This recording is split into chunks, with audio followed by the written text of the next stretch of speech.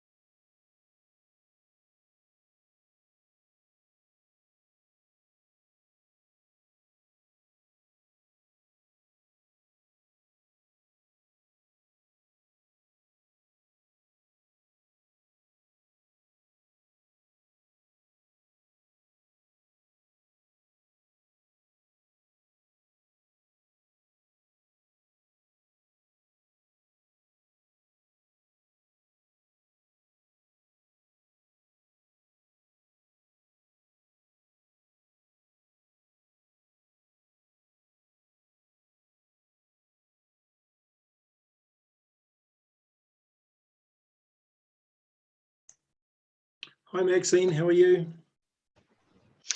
Morena, Rob. I'm good, thank you.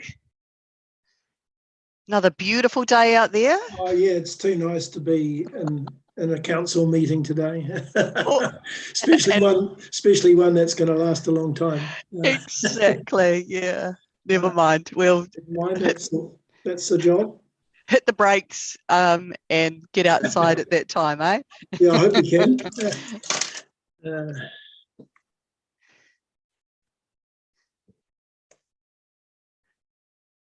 Morena, Lance. Morena, another beautiful day. Yeah, hi, Indeed. Lance. Hey, Rob. Ryan. Oh, yes, Ryan's really well and truly into the spirit. Oh, Hey, to be sure. Guinness, Some parts of XD. you've got some Guinness there too, I hope, Ryan. I better not start too early on that. You might need it later on, Ryan. Might make the day go faster. Make it more fun. Come on, you love annual plan meetings. Brought to you by Guinness and Kilkenny.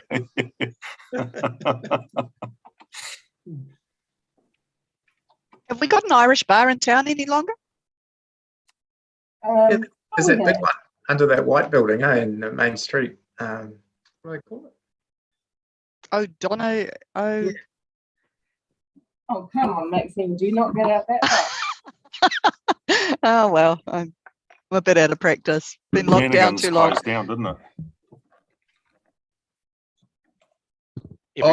Every bar's an Irish bar today. I think that it's Biddy's on Hood Street. They moved down to Hood Street. Yeah, and there's the other one across the road as well. Oh, look at you, also, Sean. also on Hood Street. He knows all the bars, Maxine. I think that's his job. He's actually live streaming from them now. I'm not turning my background on. Right, let me just get you guys bigger. There you go. Good morning, everyone. How are you all? Kia ora koutou. Kia ora. I don't know who said that, but I heard it. It was me, Bunty. Oh, hey, how are you? Oh, good, thanks. Very well. Good. All right, well, we'll get cracking, I think, because we've got actually quite a big day. Well, that's in your hands, councillors, with how big it is, I suppose. But we've got quite a lot of discussion. So about the light in my office, I'm not quite sure what to do about that. But Excuse me interrupting, Mayor Paula, but your microphone isn't the best today. We can't understand what you're saying, or at least I. I'm just going to have to get my Amy to set up my other microphone. Hang on. Amy, are you there? She's on her way by the looks. Yeah. So, yeah, this happened a lot. But, however, because I want to be on that screen, not that screen, we did try it before, eh? Excuse me, everyone, just give bear with. That's such a British saying, Paula. Bear with. Is that better? That's better. It's better. Yes, thank you. Yeah. You can hear me now? Mm-hmm. Okie doke. So we've got about 50,000 choices to go with on the microphones. All right, morena koutou, katoa. Do we have Tame or Muna to do karakia? We don't. Can I put you on the spot, Ryan, or? Oh gosh. Sorry. If you like. Yep. You're very good at it. Sure. Thank you. He honore, he kororea ki te atua, mongorongo ki te whenua, whakaro pai ki ngā tangata katoa, hanga e te atua he nākau hau ki roto ki tina o mātou, whakatongia tō wairua tapu, hei āwhina, hei tohu tohu, i a mātou, hei ako hoki, i ngā kaupapa o tina hui. Kia ora, Ryan. Mihi nui kia koutou kua hui mai tēnei rā. Welcome to everyone who's arrived today. It's good to see you all, including members of the public who've come into the public forum. I have not received any apologies, Amy. To Kesh? Yes, Mayor Paula, thank you. I will have to leave at 4 o'clock, unfortunately.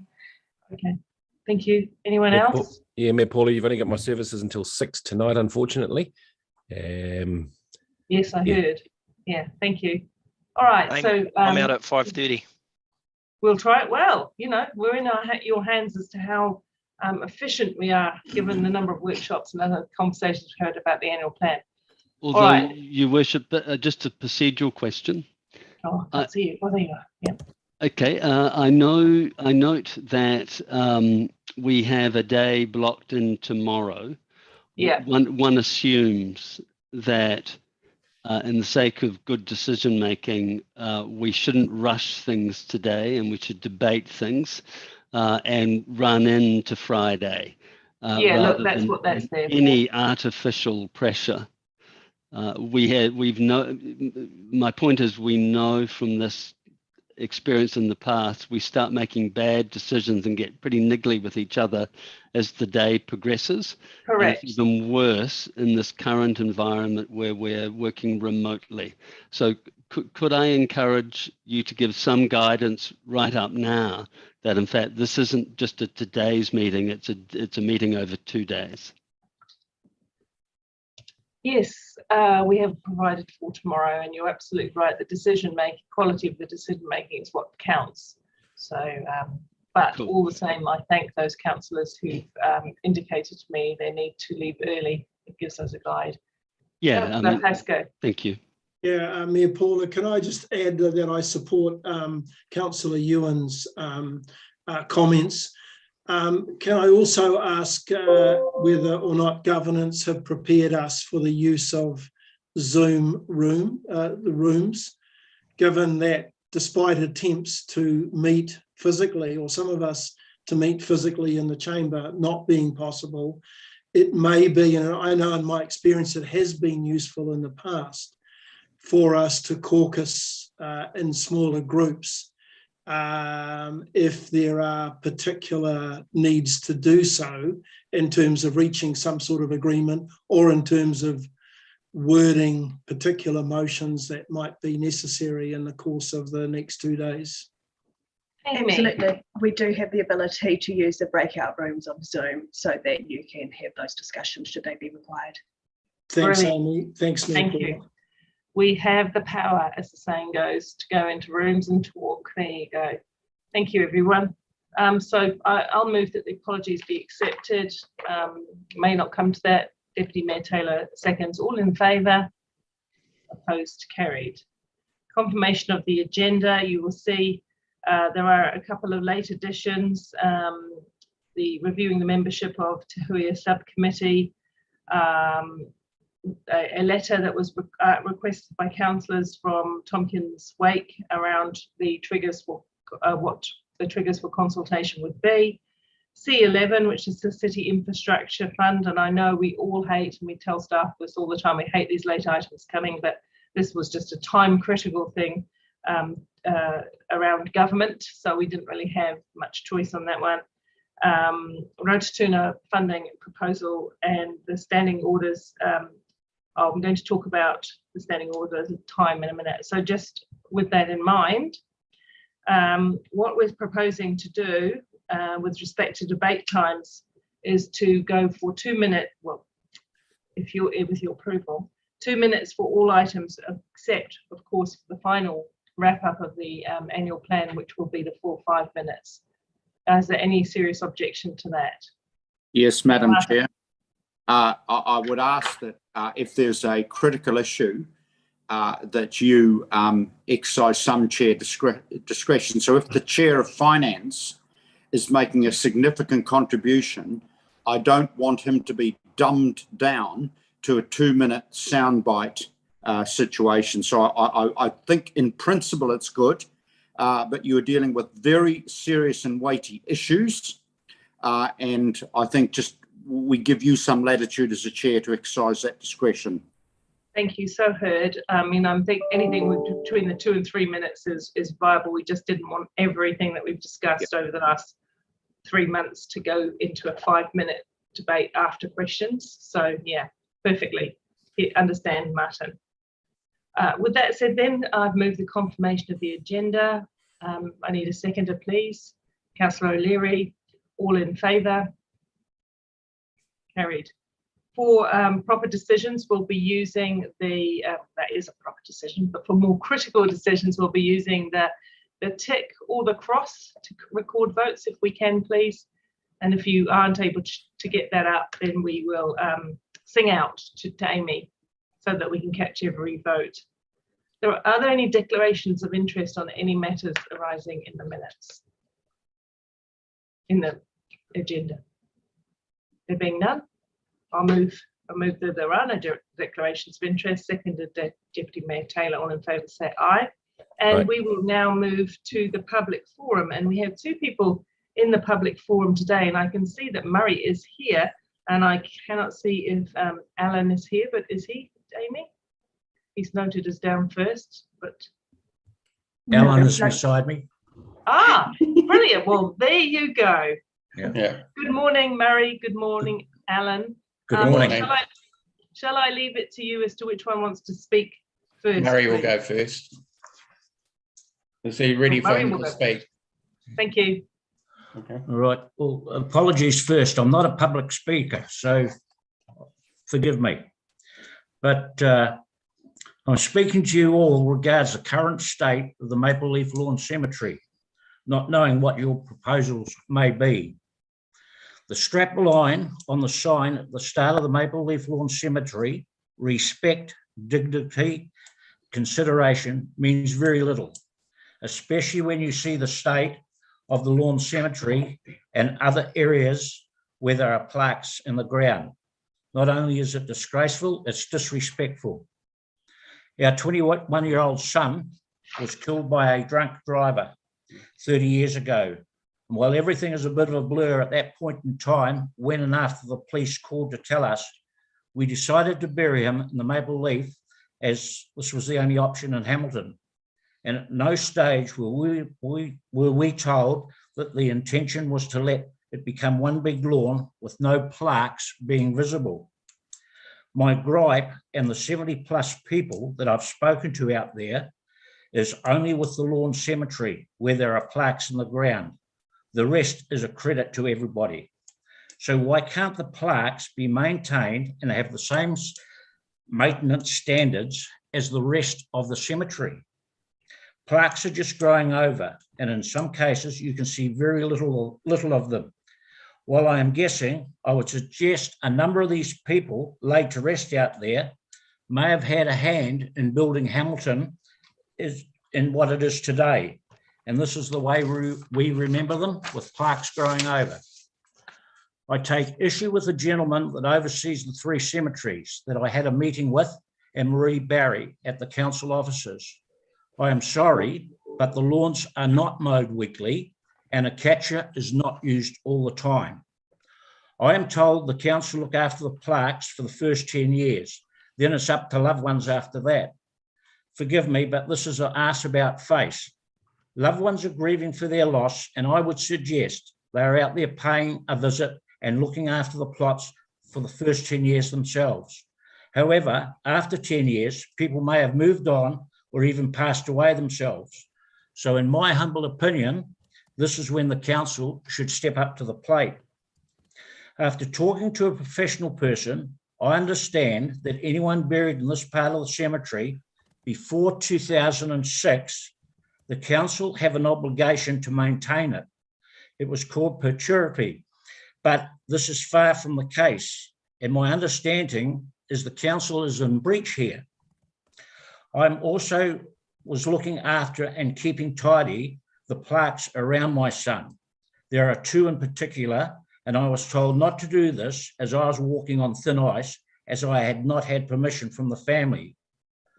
Well, I would suggest they no longer have family that go out there because of the state of them.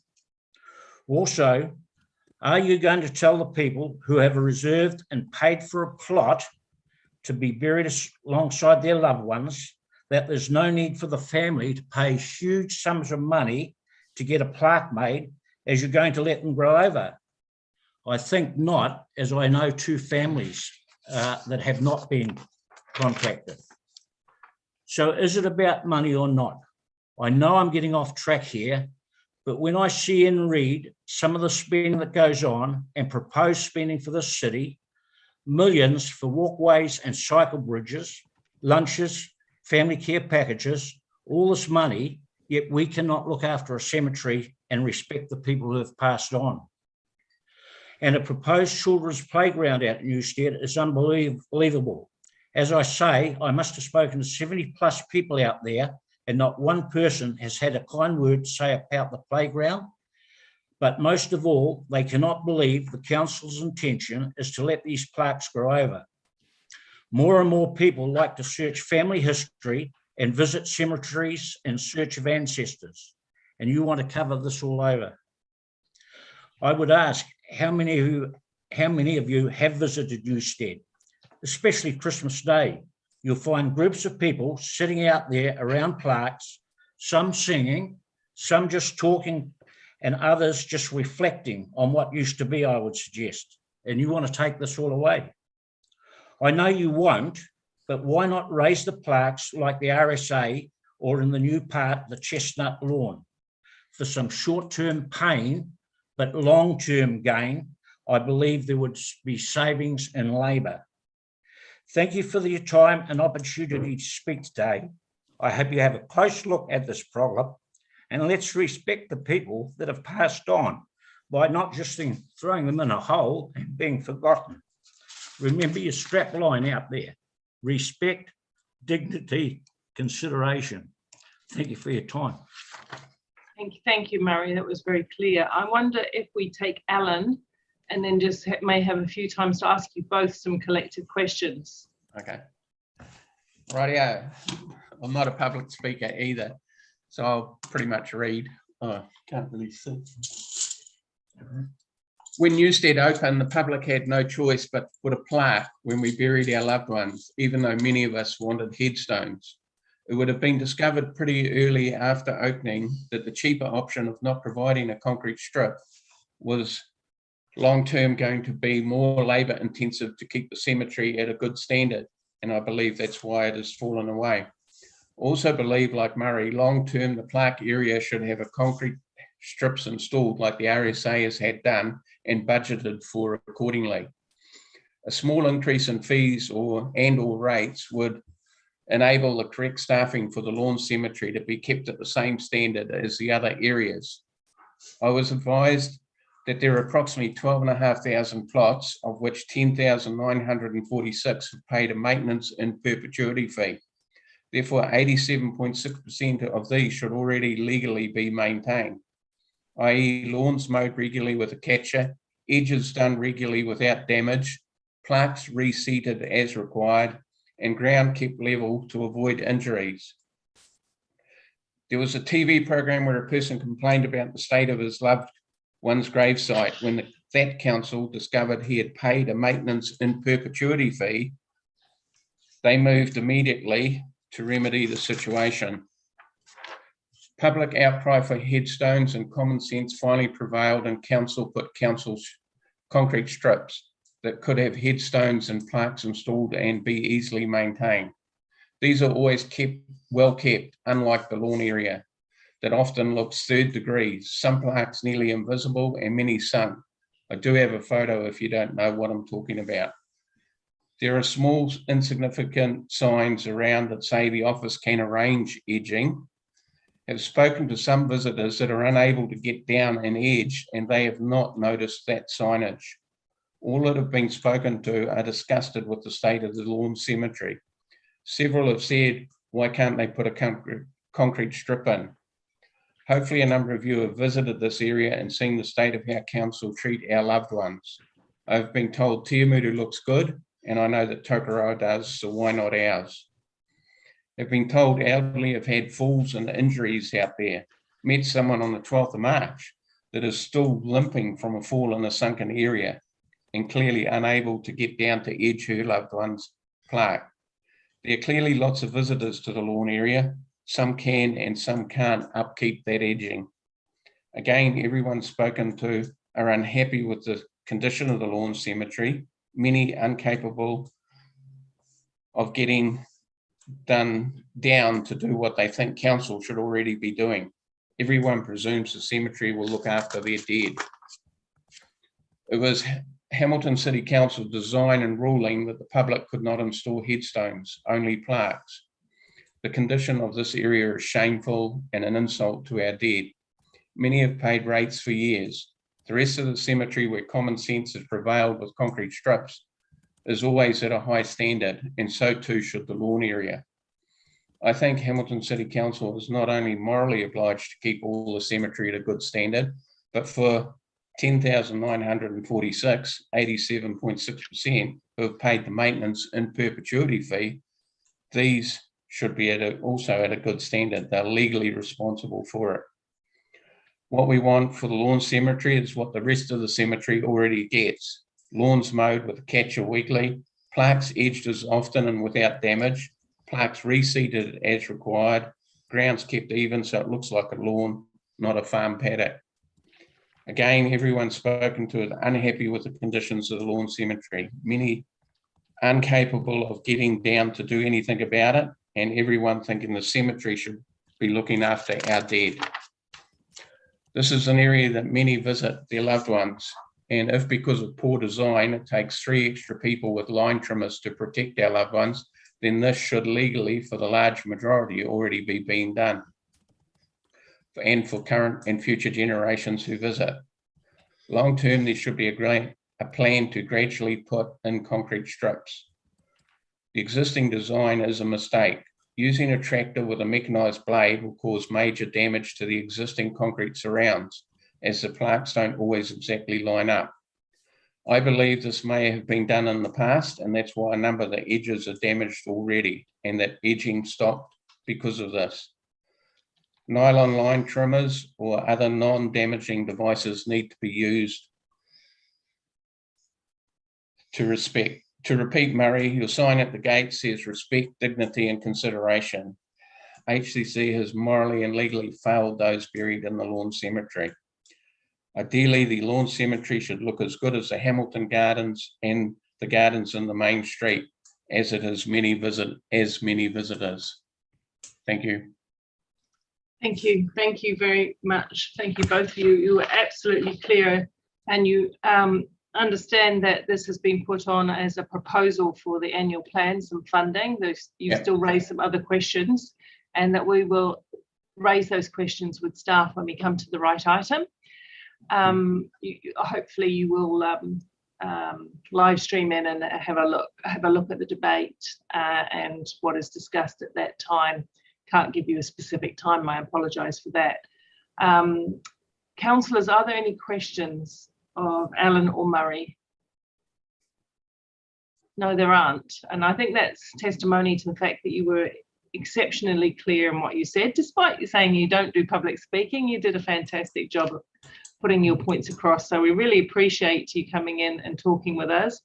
And as soon as our decisions are made today, you'll become aware of what was decided.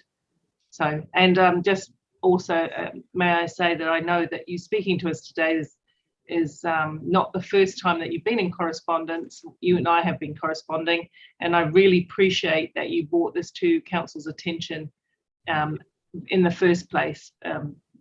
Here's a photo of what my parents' row looked like some time ago. You can hardly see the plaques. Yeah. There are two plaques along there, and I doubt whether you can actually spot them. Yes. Yeah, I'm familiar with it. My grandmother's buried there, and I do trim, and yes, I'm familiar with what you're saying. Thank you so much. Appreciate it. Okay. Thank you for your time. Thanks. Thank you. Thank you. Okay, councillors, we'll go now to item 5, which is the confirmation of the extraordinary council meeting minutes from the 17th of November. They've done that. Click on there. So, okay, so just trying to open my, there. The open minutes, are there any matters arising from the extraordinary council meetings from the 17th of November? Being none, I'll so move. Do I have a seconder, please? Deputy Mayor Taylor, all in favour. we better get into practice of using our crosses and ticks to be helpful to Amy. All in favour, please put your little tick or your little cross. Oh, It's down in reactions, Martin. thank you. Yay, thank you. Sarah? Yes, thank you. Can you see everyone, Amy? Yes, thank you. The motion is carried unanimously. Thank you so much, everyone. We'll now move on to the chair's report. Item, oh, have I missed one? Item 7. Oh, that was 7. I did those all in one, didn't I, Amy? You did them all at once, correct? Thank you, that's what I thought. Point of order, Madam Chair. Yes. I think you only went to item 5. You haven't done item 6, which I have a question about, which is What's item 6? the February the 3rd meeting. We had to confirm those minutes. Okay. All right. Item 6. And yeah, I have a question on that. Didn't I do them all through? No, you just did 5 the to November 7? meeting. Well, I intended to, because if you look at the agenda, it was the minutes are all in one. So I thought I had done them all in one. But I'm happy to take a question on. That's what I had done, hasn't it, Amy? Done confirmation. I understand that was your intention, but that hasn't been. So sorry, because we didn't all understand that. I'm happy to take your questions on that item. Yeah, it's quite clearly intercepted, and perhaps I should have asked the question earlier on. That's right. Question for clarification. Could you help me out with this? When we're voting for the minutes, and we all, yes, can you hear me? Just actually. Oh, hang on, I'll turn myself up a bit. I got told it was too loud a second ago. Hang on a moment. Hang on a moment. There we go. Thank you. Go. Right. When we're voting for the minutes and we all unanimously approve the minutes, does that mean we automatically approve unanimously all those decisions we made? I.e., if we had a contrary position and voted against it, but the majority said yes in a previous meeting, does it then mean that we've all suddenly unanimously agreed with everything within that meeting, please? Amy, no. No, that doesn't. What you're saying is that the record of those minutes is true and correct. That is I thought so. Okay, cool. purpose of it. Okay, so I have a bit of a beef, and I'd like to see if we could clear this up, please. With regards item number, well, it's on page 14 of our diligent, and it's the one regards the consultation around the Three Waters. There was an amendment that was supported by 6 of us. It was lost, and then the motion was voted against by 6 of us, which had a clear point of difference, and that was regarding the timing of the consultation with Hamilton residents around Three Waters. It was pretty clear in that there were 6 out of 7 of us who wanted immediate consultation, and yet in a publication in our Hamilton, Mayor Paula, you're quoted as saying that we unanimously voted to consult with Hamiltonians when we see the draft legislation. Now, to be fair, I brought that up with you, and you did change it to back in December. But my problem is that still remains unresponded to. That press release came out subsequent to or after the February meeting, when it was quite clear that 6 out of 7 of us weren't unanimous. Okay, your point is made. Let me see if we can get an answer to that. So the question, the comment wasn't incorrect, and as you know, the media. Yeah, my point hasn't been made yet, Mayor Porter. I'm sorry to take so long, and I know we've got a big day. But my question is to you and to staff: will we be either taking that comment out of that press release because it's inadvertently? It is out. It is already out. No, it's not. It's been clarified to December. Back in December, but there's no record of the fact that subsequently in February, half of us didn't want that decision, and it leaves it hanging out there quite clearly. Yeah, I get you. And so what I will say to that is I wouldn't want to put something misleading. Having said that, the council generated press releases capture the democratic decision of council. Am I right, Lance? So the fact that it was a democratic majority, that's the decision I would talk about in any press release on anything. And we haven't taken the view of, and I know Martin has raised it occasionally, we haven't taken the view of showing dissension in those things. We've had our debate, we've reached our decision, we've made a majority decision. and the press release Yep. reflects the majority decision. of And council. with respect, I take your point, but I feel that since this happened in February, before you even put this press release out, to suggest that we unanimously and leave it hanging there, that the latest communication with our public in our Hamilton is that we have unanimously decided that the consultation won't happen until after the legislation comes in, is inadvertently misinformation, and we wouldn't want to be accusing people of misinformation. Okay. So what are we going to do about it? I hear your view. I would respectfully disagree with it, because what I think the press release said, and certainly we corrected it to make sure that it referred to the December decision, was that we unanimously have agreed to consult once the final draft of the government's proposals is on the table. But since then, it's been ununanimously, Your Worship.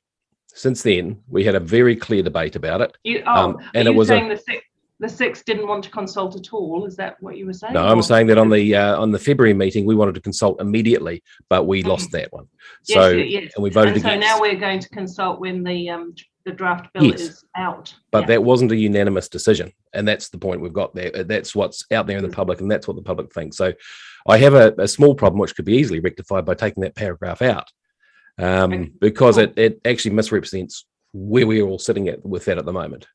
Yeah, I think the paragraph, in my view, is correct, because we have all unanimously agreed in December to consult. I think it was the relationship to the meeting and where that happened was the incorrect part, which we did change. Yes, but look, if everybody wants that paragraph removed, that would be fine. I will still, of course, have my right to say that I believe all councillors are pro consultation in the next phase. That's not the debate, Mayor Paula, and I'm trying to get this point really clearly. It's the timing of that consultation that is left hanging out there. Yes, no, I understand that. And if I don't want to accuse anyone of being mischievous, but it misrepresents half your council. Yeah, look, I understand that, and every time I am out and about, I make it quite clear it was a finely tuned decision and what the difference was. So I'm happy with that. I can't change it any other further. What, Amy, process-wise, can you help us, or Lance, in respect to what we're doing here with the minutes? So the minutes themselves don't appear to be where the issue is lying. It seems to be that it's in the publication itself, which is outside the realm of what we can vote on here. Might come to you, Lance or Sean, in a minute to see what courses of action there are, if any, and how other councillors think about it. Jeff, on that matter, I presume, or yeah? Yes, thank you, Paula. Look, this is the only opportunity to raise that issue, which is why Councillor Bunting has now. And what he's asking is that you remove that sentence completely because it's misleading. And I agree with that. Yeah, thank you. That's clear. Dave. Yeah, look, as a general principle, I think it's sort of unwise in reporting a council meeting to use the word unanimous. It invites the sort of discussion we've had today. So I think that's where the problem arises. I might say, in terms of inadvertent misrepresentation, and that the opposite viewpoint has been clearly put on social media, and various people's names, including my own, have been bandied around by third parties. And I may or may not regard that as misrepresentation, but I think all parties need to be careful when we have contentious issues not to paint other people in lights that maybe they haven't painted themselves. So Bunty's point's good, but there are other points to be considered in this discussion as well. Yeah, thank you, Dave. And it's pretty simple, Mayor Paula. But the point is, this is a council-funded, communications-driven publication that represents the position of council. Please mute. What? Mark, this isn't a debate. This is a questions time. So we're not going into debate. You can debate at the end of the item if you want, but we're not going to go backward and forward between you and Jeff. But what I have taken to perhaps expedite this a bit, I think that Dave makes a good point about the use of the word unanimous, which was reflected, was aimed at the December meeting, but not clearly so. So we can talk offline in terms of the retrofitting of that particular press release that was written by the organisation. I'm not prepared to discuss it any further at this meeting. It's not really within the scope of it, but we can take that offline, Councillor Bunting. All right. Okay.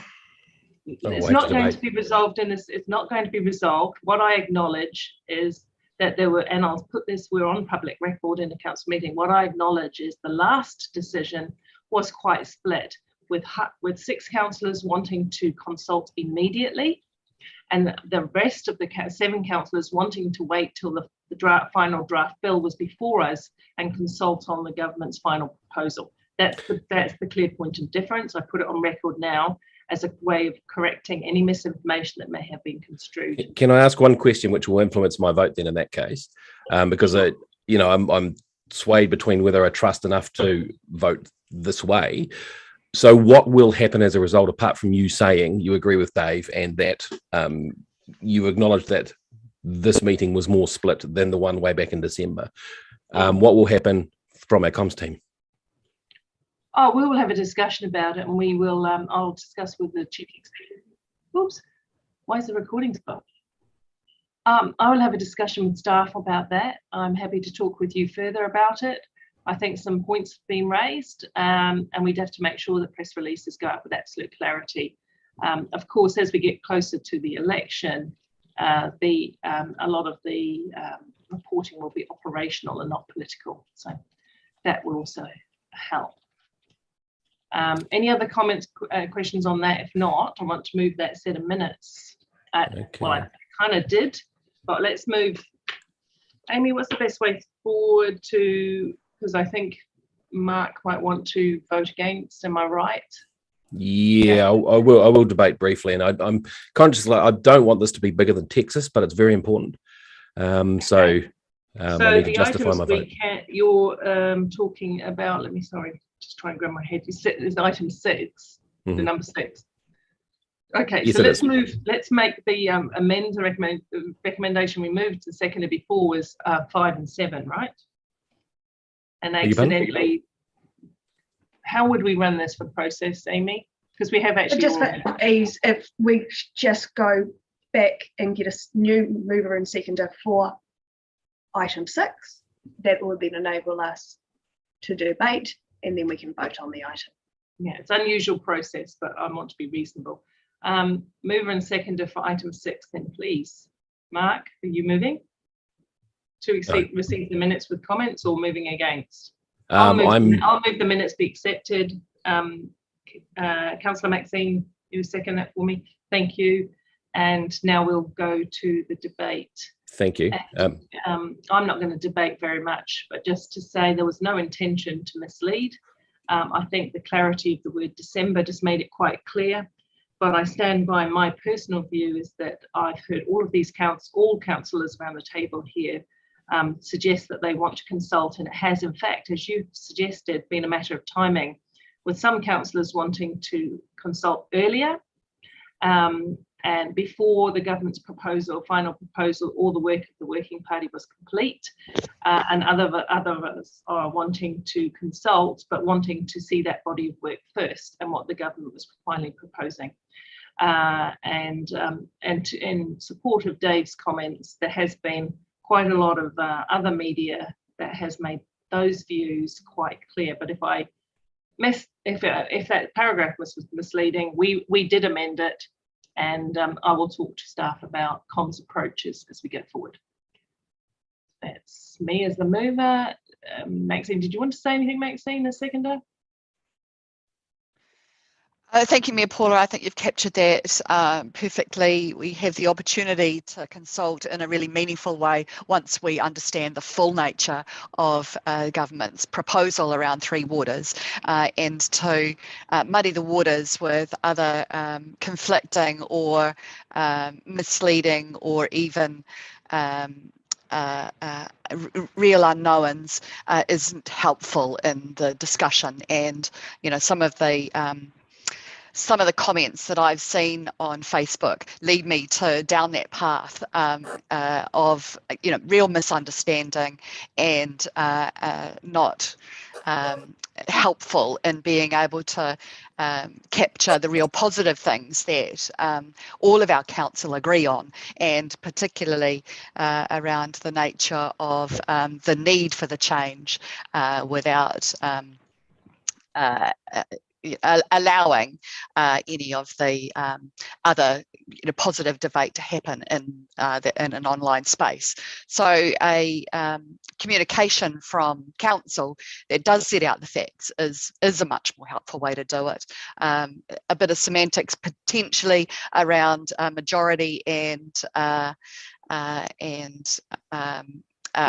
isn't a bad crime, and something that we can overcome without too much problem. Kia ora. Thank you. Mark? Thank you, Mayor Paula. And look, while I acknowledge that the minutes of this meeting are correct, I'm caught in an awkward position because I'm going to have to vote against it because I haven't been satisfied that this is going to be reported accurately. Now, it's very simple. People are right. People do fire off on Facebook. Everyone fires off on Facebook. It happens. But this is a Hamilton City Council Communications Department communique out on our website and represents the position of council.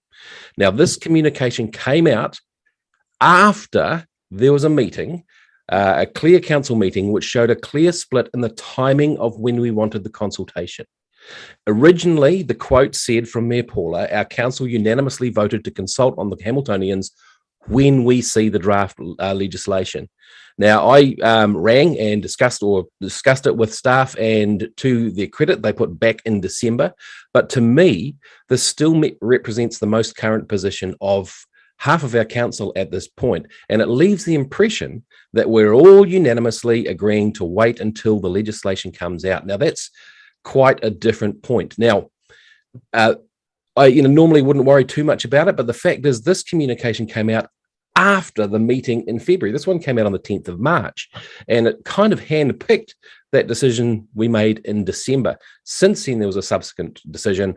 I don't think we're being well represented in this case by our communication. So I will reluctantly make a stand and vote against against the correctness of these minutes, simply because I don't see the consequence satisfactorily. Thank you. Jeb. Thanks, Mayor Paula. Yeah, look, I have a similar view in that I think there was an opportunity after Councillor Bunting complained to, in good faith, remove the inaccuracy. But instead, the only change was to add a reference to a historical decision with the words in December. And Three Waters is the most divisive and politically charged issue this term. Given that this is an election year and the mayor's office had a chance to remove the misleading sentence but chose not to, it worries me about what safeguards we have as a council that the mayor's office isn't going to use a ratepayer-funded publication for political spin. So I want to see that media release, that sentence completely removed in the media release, and I won't be satisfied until it does. In response, Councillor Maxine has brought up the issue of consultation. Any suggestion that consultation on Three Waters can't take place is nonsense and a very weak response. The four-entity model has been in place from day one and is still in place. That is what we would consult on. Our residents, it is very clear, the four-entity model, that is what we would consult on. This council has not sought the views of its residents. If it had done, it might have a much clearer perspective on so-called reforms than it does now. Thank you. Yeah, please keep to the topic, though. Well, sorry, Maxine brought up. Okay, Angela, thank you. Thanks, Mayor Paula. Look, I'm going to support the minutes because they are a true and accurate record. But just over the years, in my experience, this does cause some concern for me. I agree with Mark and the reasons that he's raised it, and I agree with Dave's suggestion as well. That's come from a lot of experience, I'm sure. On the face of it, it looks like we've gone with which decision will fit the narrative, and I think the timing, as Councillor Mark has pointed out, is to go. to circumvent the most recent council decision and look back to December feels like we've done that, which decision will fit the narrative here. Councillor Van Osten, it's not semantics. It's a matter of public record. It will be there forever and it has to be accurate. And we all know how very, very difficult it is to wind back inaccurate information. And I'm sure for those of us facing the election or re-election this year, when we get out into those community groups, there will be people in the audience that say, but hang on a minute, you all voted for this or you all voted against this. So it's a matter of accuracy and public record. And when it's not 100% right, that does cause concern for me. Thank you. Thank you, Angela. Dave. Oh, you're mute, I think. Mute. Sorry, I have some sympathy for Jeff and Bunty and Angela's points. I mean, if I were wanting to run an entire election campaign on the Three Waters issue, I'd not be very happy about any motions anywhere or statements that suggested unanimous support for any aspect of it, because that might make my own narrative more difficult. In this case, I don't actually agree with Jeff's comment that it's the most divisive issue.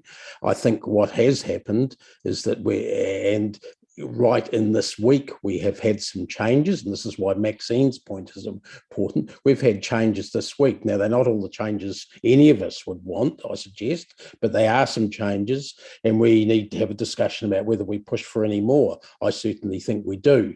In that case, it would certainly be premature to go out with what was in place or proposed back at the start of even a month ago, because that's not now what's proposed. So how many times do you want to go out to consultation with the public, or is the fact that it's getting marginally better as time goes on destroying Point your of order, narrative? Mayor Paula. Oh, sorry, what is the point of order? Can you tell me which point of order you're referring to? Yes, he's canvassing ground that I wasn't allowed to, that you cut me off on. Which consultation. Clause is this, Jeff? Okay, point of order is not taken. Everyone has spoken rather widely on this subject, unfortunately. Let's bring it to a point, please, Dave. I was just going to. I'm going to have to work my way back through the whole speech to get there again. No, look, this is a contentious issue. I think Angela's taken the right point. The minutes are accurate. If you vote against the minutes because you don't like the outcome, that's weird. That's all I can say. Doesn't make sense.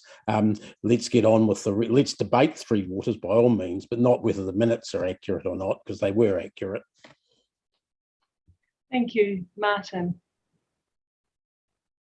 I'm of two minds with the contributor.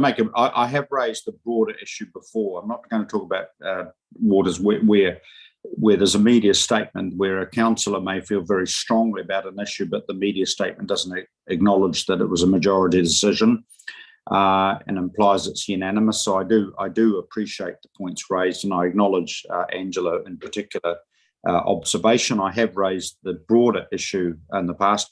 I haven't read Facebook posts recently, and I do hope all of my colleagues have been very kind to me in the sincerity of the position I've taken. I find sometimes reading Facebook posts not good to one's health, but I would say in terms of social media, obviously one would hope when I do read those posts that they're debating the issue and not necessarily the people. Thank you, Martin.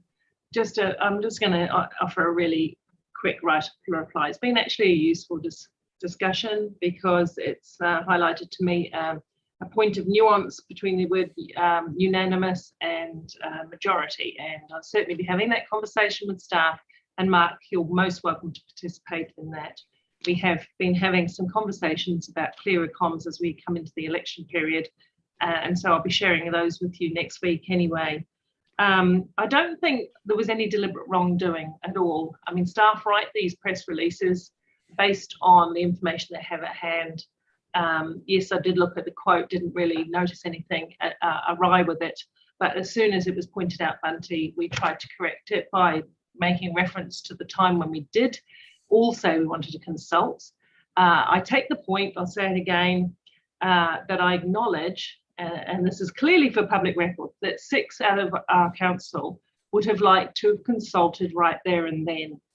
7 of our council would like to have consulted when the final proposal comes to the table. And that is the point of difference there. And I apologise if the press release in any way gave any other impression, but it gives us a point of learning going on.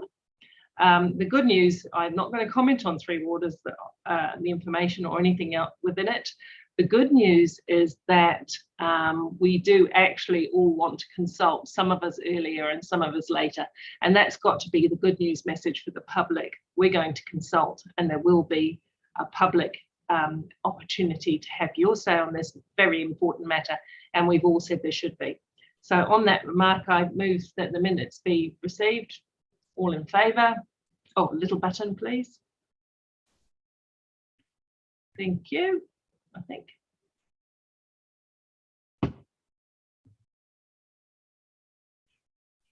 The motion is carried, noting that Councillor Bunting is dissenting. Thank you for your time. Sorry to slow you down, guys. Appreciate it. It's all fine. Debate is debate. Fair debate's good debate. Thank you, Mark. Great warm up for the rest of the meeting. Yeah, it did. Yeah. Paula, are you going to do the open briefing notes too, or have they been done? Yes, they've gone. No. Oh, did I do them now, Amy? I'm all confused. Did I do them now? Let's do them now just for complete clarity. So there's we'll do them. I'll move. Deputy Mayor Taylor will second, won't you, Jeff? All in favour? Need a little greeny button thing, please. We're getting habit. See, we're getting in the habit of those ticks, Amy. Thank you. All right. The motion is carried unanimously.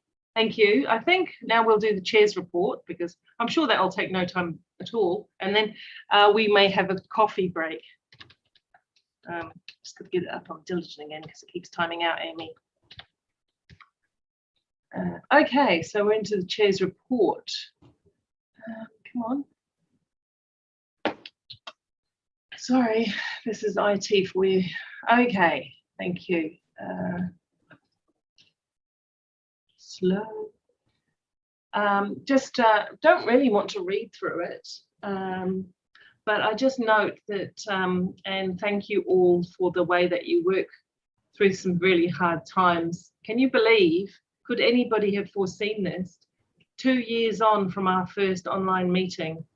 And of course, I'm proud of the fact that with you all by my side, we were able to be the first council to start fully voting in online during the COVID period. Today we're doing the annual plan. An annual plan is quite different from the long-term plan. The long-term plan is our good look at strategy right the way forward across the 10 years and to prioritise key projects. The annual plan generally is around adjustments to that based on what we can do, what we can't do, keeping a handle on the numbers and those kind of things. Obviously, new issues do emerge, and we'll see, and we just heard from people in the public forum about one, for example. So we have a few new issues that have emerged. We'll be going through those shortly. I won't comment too much on business. We all know how much they are hurting, and so are the charities, and that's a lot of the correspondence I get from the community. Just finally, thank you to staff and to Ewan for suggesting the flag yesterday, the Ukraine flag be purchased. After the bridge was lit, we had the opportunity to do what was right and fly the flag. So thank you for coming straight away to me and asking me about that. And then I think it was a beautiful occasion, a somber but beautiful and sad occasion in Garden Place. I'm sorry that we couldn't invite our wider public to be alongside us, because I'm sure there would have been hundreds and hundreds of people, but COVID prevents that. And so we are working on some ways in which the community can join together in their solidarity or expressions of comfort for the Ukrainians. And we will support, as we do from this office, some fundraising as well. But Tracy did an awesome job of pulling that event together in basically one day. we're very proud of the multicultural society that we have. We embrace all cultures equally and evenly, and that is one of Hamilton's greatest strengths. Thank you, by the way, for all the chairs and deputy chairs for the work you do. The mayor can't be across the detail of everything. It's a busy office, but I'm really proud that I can rely on the committees, the subcommittees, to do the business that they do. And they do such a great job of getting into the detail of their portfolios. And that is just awesome for any mayor. So thank you. Dave. Thank you, Paula. Thanks for your report. Look, I want to raise something that the very first paragraph of your report refers to, and that's the online meetings versus in person. Yeah. And this has been raised by 2 or 3 councillors in the last 2 or 3 days, including as recently as yesterday evening, about how that decision gets made for council meetings and council committee meetings, i.e. where governance is there as opposed to general operations of council.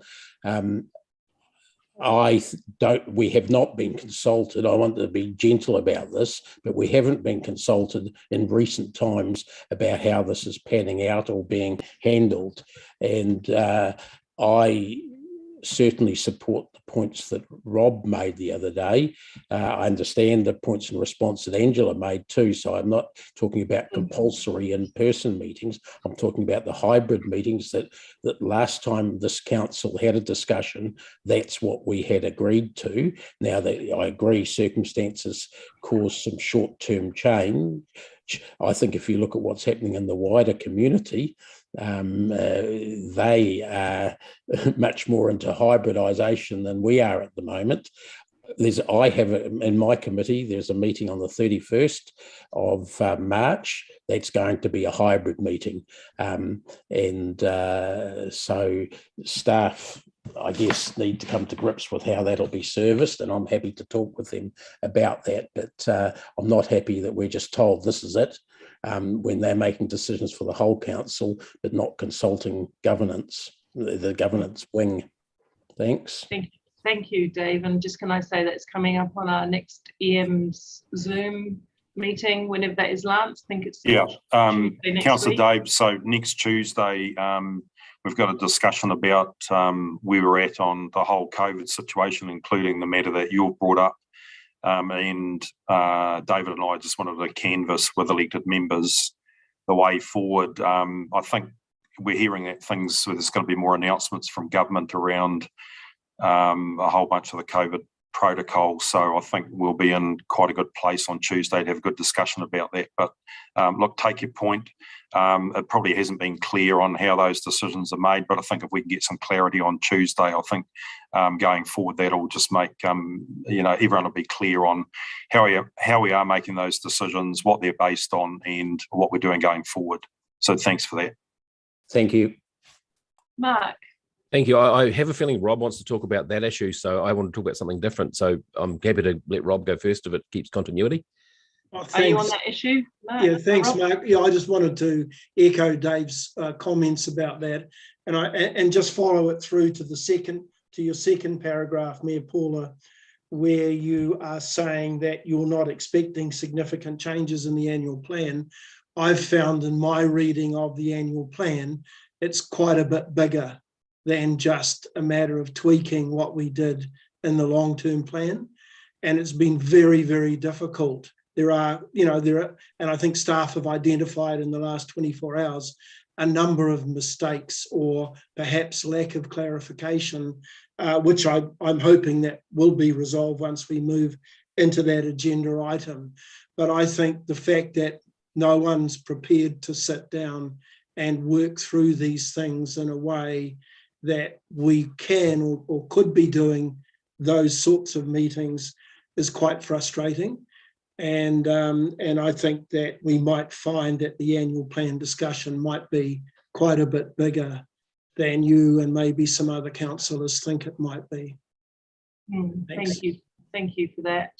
I'll make some comments on that. I wasn't suggesting that it wouldn't be a robust big discussion with the finances having changed significantly. I was really just saying it isn't the beast that the long-term plan is. It isn't the place where people come with all their aspirations for 10-year growth. It is within the envelope of the long-term plan and adjustments and changes and discussions within it. You're quite right. I expect to be around in my office here for quite some hours.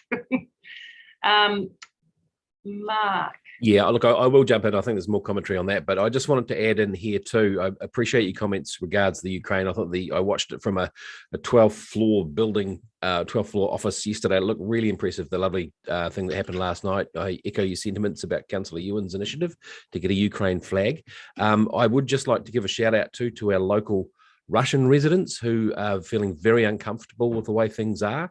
And just to reiterate that you are home, you are safe. I just want to say thank you to the Hamilton residents who haven't got into that tribalism and have wrapped their arms around our local Russian residents as well, because it must be awful for them, and we're thinking of them too. Thank you. Thank you. I agree. In fact, in my speech, I made reference to to that as well. Great. Thank you. Thank you. Ewan's next. Yeah, thanks, Mayor Paula. I agree totally about your comments regarding the Ukrainian initiative yesterday. And I found the Ukrainian anthem incredibly moving. I didn't understand a word of it, but just the way the rhythm went I found it very moving. And the second thing is it just seemed to coincide with the whole flock of doves flying by. That seems to have added some significance to it. My question really to your report is similar to Councillor Rob's thrust, and I'm just highlighting, although we often say, an annual plan is never a time to relitigate the LTP, particularly in light of the fact we've just completed an LTP. I think common sense would say that there's obviously exceptions. That's why we set annual plans, and that is that we do a quick revision of what's changed. And guess what? A lot's changed. We now have a war in Europe. We have ongoing issues concerning COVID. And just a few days ago, we had some improving news about COVID and border opening and what that may mean to our finances. So I really want to push back a little bit.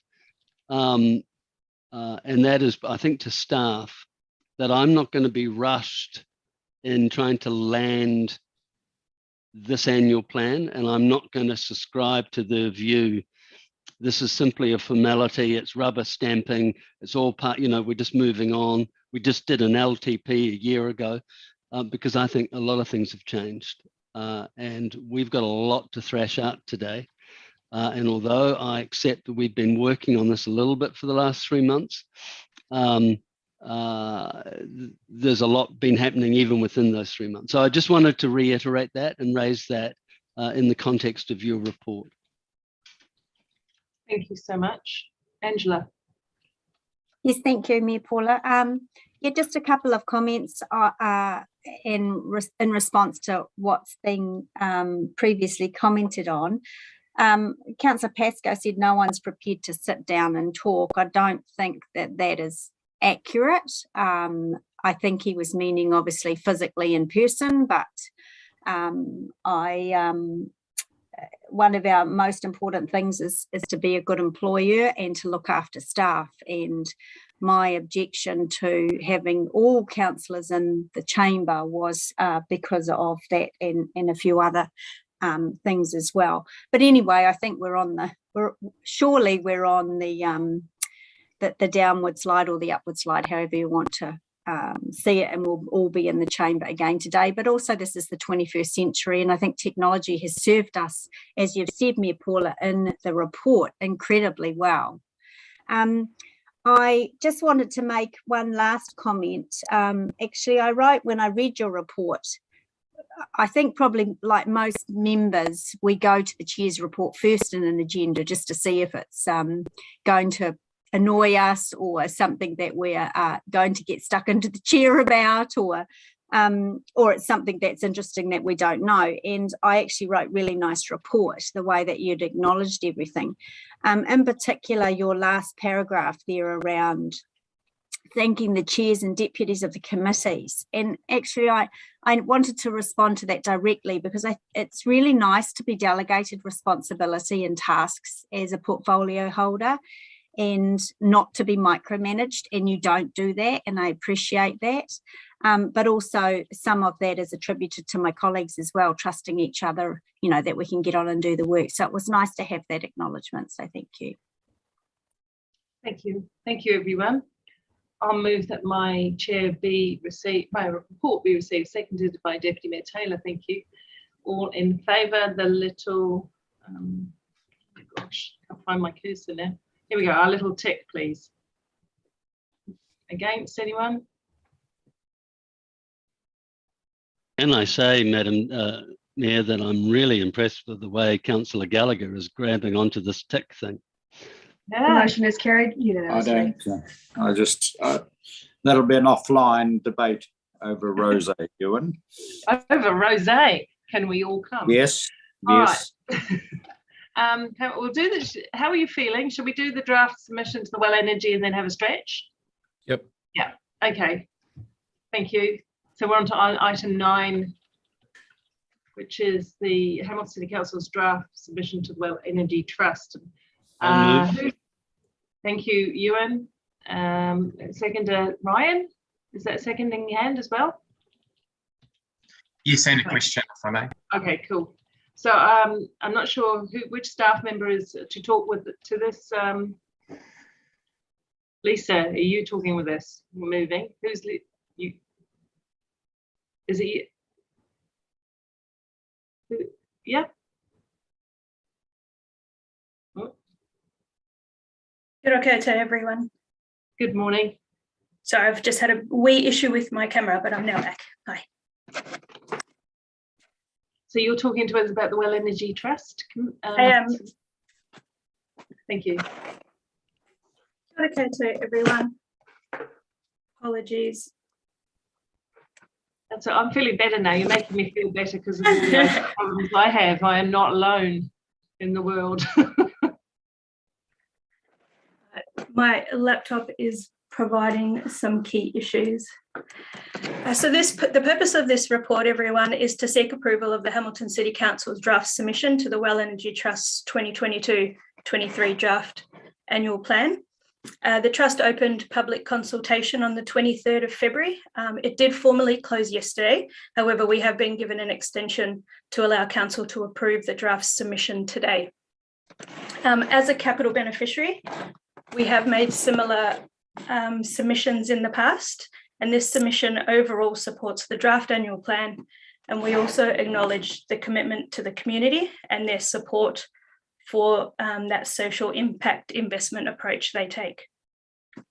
This draft submission also looks to kind of align our key messages with conversations we're already having with Well Energy Trust.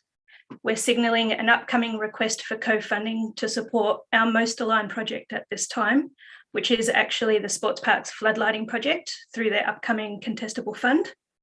And we've also highlighted that we consider Well Energy Trust to be a key strategic partner to support a more citywide solution-focused approach to investment, which is one of our critical success factors as we moved into the realigned city investment program. Lastly, I would just like to note that we've also signalled council representatives to be confirmed today that will speak at the hearing on the 22nd of March. The hearing will now be online starting at 2:30 p.m. and we have been allocated the first time spot to speak. So with that, I'm happy to take any questions. Thank you. We do have a few. I think we had Ryan first as a question. Yes. Thanks, Chair. Thanks, Lisa. Look, happy to support this. Obviously, I've been involved for the last 2 years and really keen to see us continue and build this relationship as the largest capital beneficiary. My question is, Obviously, we're applying for the lighting, and I know there's been some relational stuff happening probably with Lance and Helen and yourself. Is there room to ask for more, or are you just looking for confirmation that you think this is an appropriate request and we're not underselling ourselves? I do think it's an appropriate request at this time, but as mentioned, as we move into that citywide focused approach of the city investment program, I'm sure there will be more opportunities to develop and have those conversations. Okay, thank you. Councillor Bunting. There we go. Thank you. Hey, look, I just would be quite keen to be one of those councillors, along with Councillor Ryan. We've both done it the last couple of years, and as chair of community and of a reasonable relationship with Wellington Trust, I'd be quite keen to be considered as one of the representatives in that speaking group, if that's all right. Yes, thank you for putting your hand up. That seems fine. Cool, thank you. Any other comments on that? There being none, Ryan, would you like to move it? Yes, sure. Mark, would you like to second it? I think Ewan's moving, actually. Sorry. Oh, yes, sorry, apologies. I think Ryan seconded it for you. Yeah, he just did, didn't he? He did. But that's the wonder of the multi-face screen. Thanks, everyone. So it's been moved, it's been seconded. Is there any debate? Councillor. Just wondering, so we have confirmed that, is it Ryan and myself are going to go along? I think the motion is that we've got to confirm it at the meeting, yeah. Do we have to confirm that? Can we, Amy, make sure that's added, please? So it's been moved, it's been seconded. Everyone who is in favour, tick the box or not tick the box.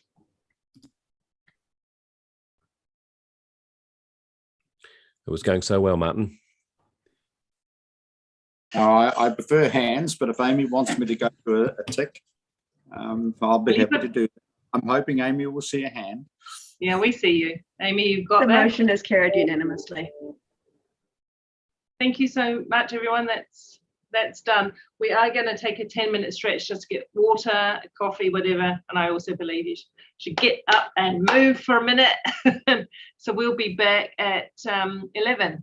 Me, Paula, did you see my see my comment on chat about Councillor Ewan and Councillor Dave on the Tahuia committee? The run sheet says it was supposed to be added to your chair's report, and we didn't do that. So we did resolve to add that to the chair's report as part of the confirmation of the agenda. So we need to approve. So but we didn't. We didn't do it then. We didn't add it. We didn't discuss any further there. We didn't discuss it, but we're assuming that was picked up then. Can we add that? Right, let's just you're right, Councillor. Let's just confirm it now by we'll vote so that it's formally recorded that we're in favour of Ewan and Dave being on the WRC Tahuia committee, and we'll do that by the little tick, please. Thanks. Martin's going to rebel all day. Yeah, I reckon. Look at you. You go, Martin. Once a protester. A tick for Ewan and Dave. No, a tick for Ewan and Dave. What more can we do? All right, it's 20 is carried unanimously. We'll be back at 5 to 11. Yeah, 5 to 11.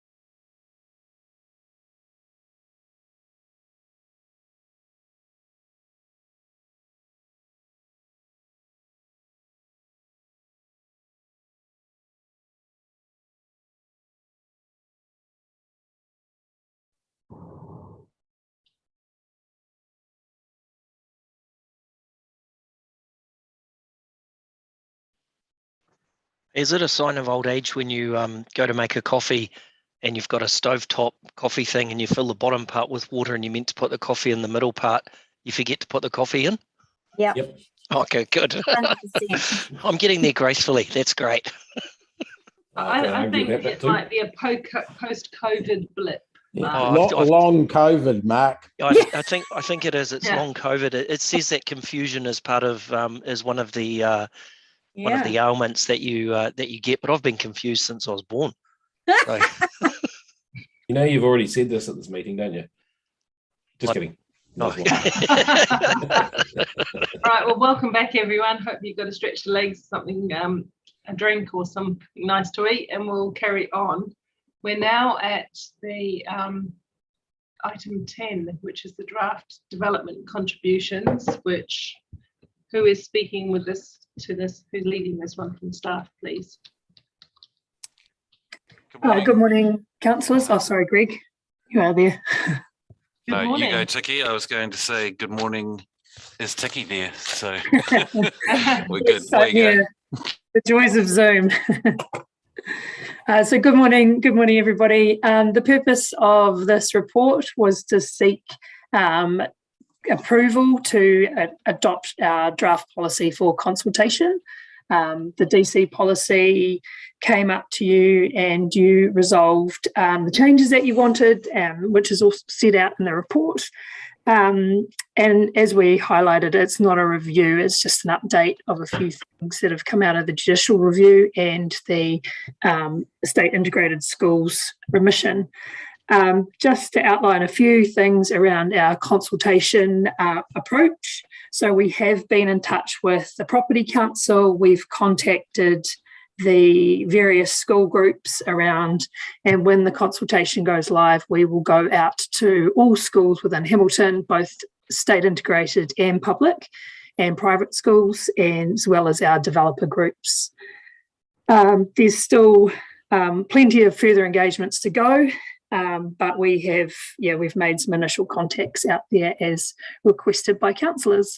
So that's all from me for the moment. I'm happy to take any questions. Thank you. Martin, the first question. Sorry, just pop back. This is DC's private and so-called integrated schools? Yes, so within the consultation is a remission for state integrated schools only.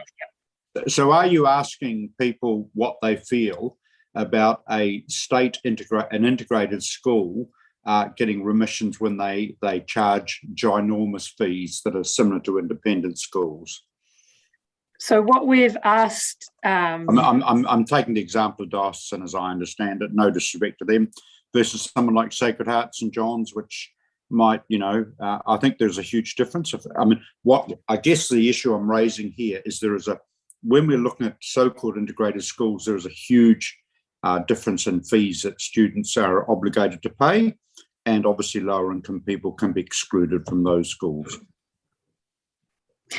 Yes, you're correct, councillor, but we have just gone out and asked people essentially if they agree with the proposal to have a remission. Within the policy, there are a set of criteria there, but none of them address that particular issue. Do we have any chance to introduce that, or just that will be for discussion and debate later on? Yes, discussion and debate. We have deliberations alongside the annual plan on the 26th, 27th, and the opportunity for people to come and talk to you from the community on the 5th of May. So when you do a staff report, can you publish the list of fees of a representative range of integrated schools, if you would? So I think when we do come back for debate, we see that all integrated schools are not created equal. That may or may not determine whether they should be treated equally in terms of the DCs. Thank you. It's a good question to raise. Thanks. Councillor Pascoe. Yeah, thanks, Mayor Paula. Thanks. Question, Tiki. When you say you're going out to all the schools, are you going out to the Board of Trustees in the case of, I'm thinking here of state schools, or are you going to the Ministry of Education, who would be the party most affected in my mind anyway, rather than the Board of Trustees in terms of DCs if they applied to those schools? Yeah, look, we've got the Ministry of Education as one of our key contacts, and we are also contacting the boards and principals depending on who their primary contacts are. I would point out, though, that the Ministry of Education doesn't have any skin in the game, essentially, with state integrated schools property because it's paid for by the schools themselves. So what about the private-public partnership schools? And I'm aware of at least one in the city, but there may be others where the school is actually owned by a group of investors, and the property is leased to the, I believe, leased to the Ministry of Education. I would have to come back to you on that, Councillor. I'm not sure. It would depend on the arrangements and the landowner, as far as I understand it. Okay, and the last question is, and it may be an old question, but in terms of the remissions and the removal, say the removal of liability on state integrated schools, which is one of the things we've done this time, does the amount of DCs that we would have otherwise collected, does that remain in the pot for us to on charge to other developers, or is it picked up is that portion that we haven't collected a cost directly to the Hamilton ratepayers? Yes. Sorry. Sorry, Tiki. I was just going to say yes. It's rates funded, and you can't sort of encumber other future developers if the council's made discretionary remissions. So the short answer is no, you can't recover it from other developers. Yeah, I thought that was the answer, but I thought it was worth asking again anyway. Thank you. Thanks, Chair. Thank you. Councillor Naidu-Rose. Thanks, Mayor Paula. And thank you, team, for the report. I've had some conversations with our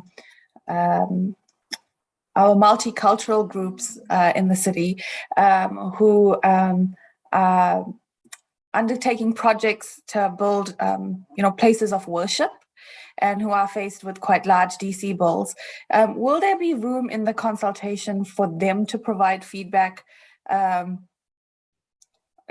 regarding partial remissions or whatever it may be, to highlight that particular issue?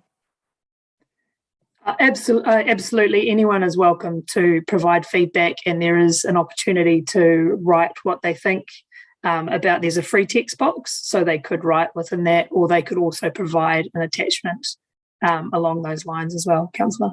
Perfect. Thank you, Tiki. Thank you. Councillor McPherson. Thank you, Paula. Interested in Councillor Gallagher's aggressive approach to this at the start. I just want to ask some questions to maybe balance things up a little bit. Could Sandra confirm that not all state schools are created equal? For instance, Rotorua versus Melville High School, that there's more money in the surrounding community at Rotorua than perhaps there is down at Melville. It's the first question. Yes, I think might know the answer to that one, Councillor Dave. We do. Obviously, some schools are newer and some schools are older. And when you have a newer school, it's often in a higher decile or a lower socioeconomic area by the mere nature of there being new houses in there.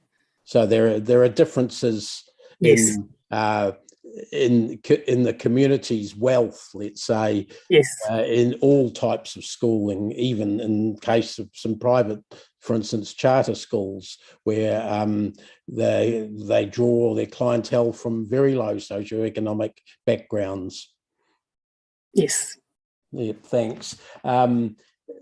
The question, I think it might have been Rob asking it, about whether the cost, if we charged a DC, and I'm not sure whether this is exactly what Rob was getting at, if we charge a state integrated school or give them a reduced DC, whether the benefit accrued to the Ministry of Education.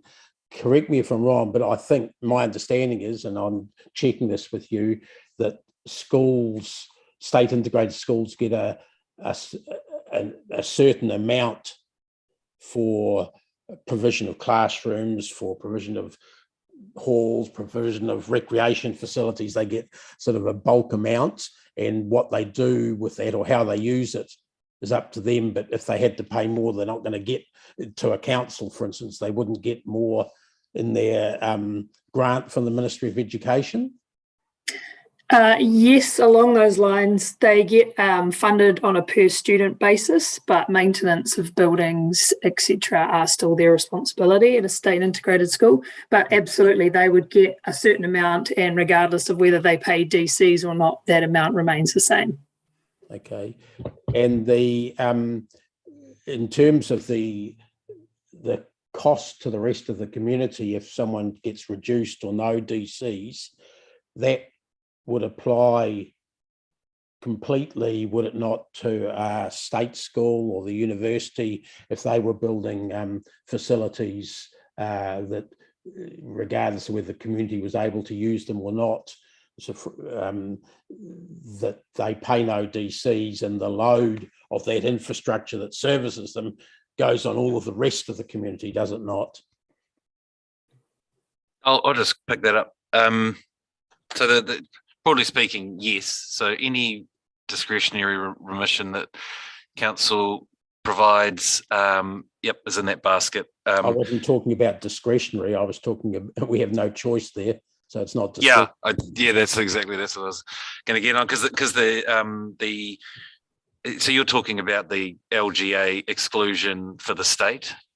Yes. Yeah. So that's a bit. I guess that's a bit of a curious case, because like you said, council doesn't have a choice. You just can't recover DCs for it. And I think in that case, it's a bit of a curious question. But I think in that case, that could be redistributed across the development community. I'd have to think about that. Sorry, Councillor Dave. When you look at DCs for a catchment, you look at the costs of providing all infrastructure in that catchment. And let's talk about Rotorua North catchment. Rotorua High School clearly connects to the water and things like that. And they have to pay for the usage, but not for the cost of providing the road outside or the major pipes that they hook up to or anything like that, do they? So someone else. Yeah, that's right. Yeah, I think you're right. Yeah. So in the end, it's the ratepayer. Yeah. I think in the end, yeah. So another example that I'm aware of, Reece, I just want to ask Sandra or Greg about there. St Paul's Collegiate, which is a state integrated school, which surprised me when I found out, I must admit, that they built a new gymnasium a few years ago. They would have at that time been required to pay full DCs or the equivalent that might have applied then, would they not? Yes. Correct. Yeah, even though, for instance, that I'm aware that they currently host a public sports competition in that hall, for which they make no hall charge for. That wouldn't make any difference to that, would it? No. Okay, thanks. My case rests. I'm sorry, I'm not in the court. Yep. Can I just quickly add that Tiki's previous job for a number of years was at the Ministry of Education, and she has a very good understanding of all these things. Just in case you're wondering how she knows so much, and she's not making it up. She does actually have a really good knowledge of this stuff, so I just thought I'd put that in there. Thanks, Greg. Councillor, is that you, Councillor McPherson? Yeah, except probably to Ryan. Yes, it is. Right. Councillor Van Easton. Thank you. I'm just reading through the consultation document. It talks about the clear community benefit and access to the facility against which the remission is sought. My question is there the ability also to offset other facilities within the school that may be provided as a result of the development? And I'm thinking really of being able to have access to the fields, maybe some of the courts that the schools have on their footprint, and whether that might also be able to offset any of the perhaps a building that is being added to support changing rooms or things, but those changing rooms not be available, but the field or courts that might also be available. I'm thinking that as we grow as a city, we'll want access to other parts of, Yeah, I think the question's quite clear, Max. Okay, cool. Comment or question, reply to the question, Tiki, or? Yeah, look, the DCs will be charged against a building as a general thing, but there's no reason why council can't engage with schools on other aspects such as use of fields or things like that. I guess the thing to remember with a state school is that their land is public property, so you can access that, and it's just the state integrated schools that are essentially private land, and that would require some sort of agreement with the school for that use. But there's no reason why that agreement can't be made. In terms of whether that influences DCs, would probably come down to whether there were DCs payable, and what that would look like. But there's plenty of room within the criteria that would allow council to take all things into consideration when looking at a particular development. So there might be some flexibility. Say, for example, the school were building a block of classrooms, but they were offering up access to their, footprint.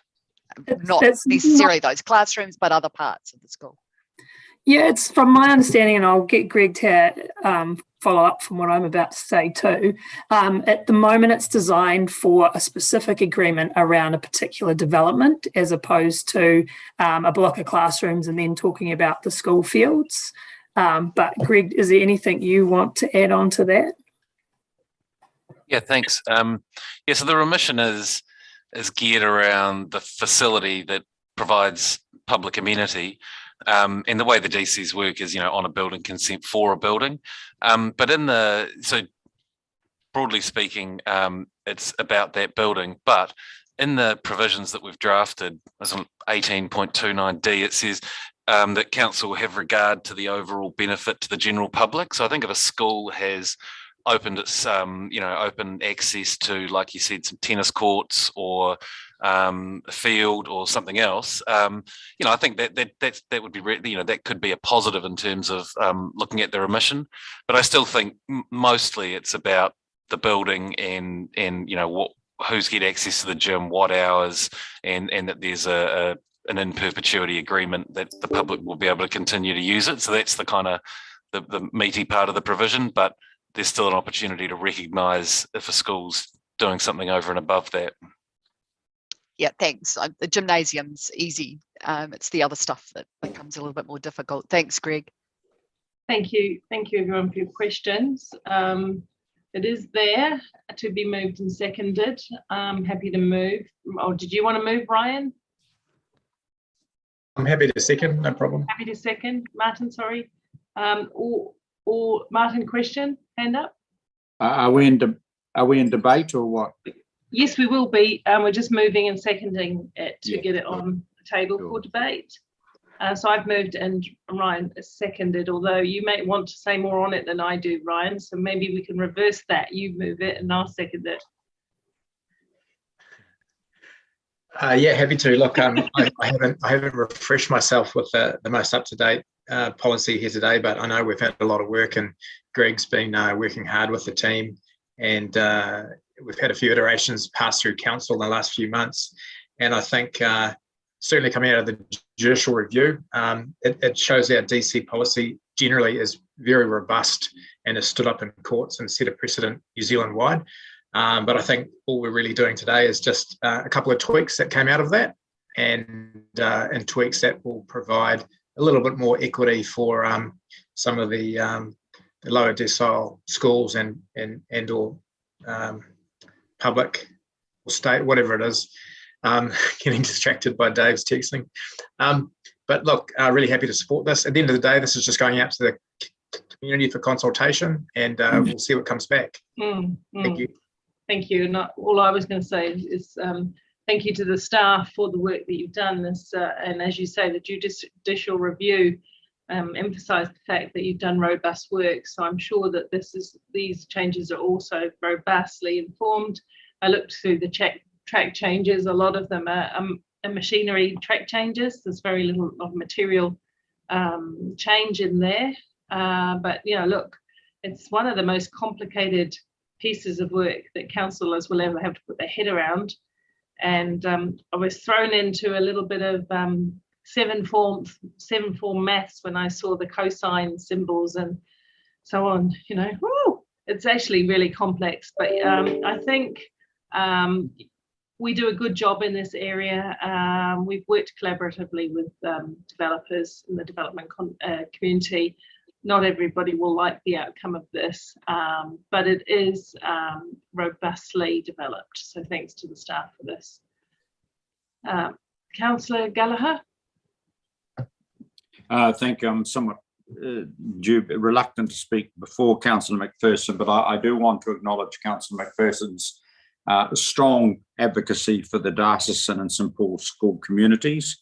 Having said that, I do overall support the journey, particularly in terms of a partial remission for state integrated school development. And obviously, the more we can maximise community use with regard to our integrated schools beyond their immediate pupil community is to be encouraged, and it's building on the work we're already doing with the state schools.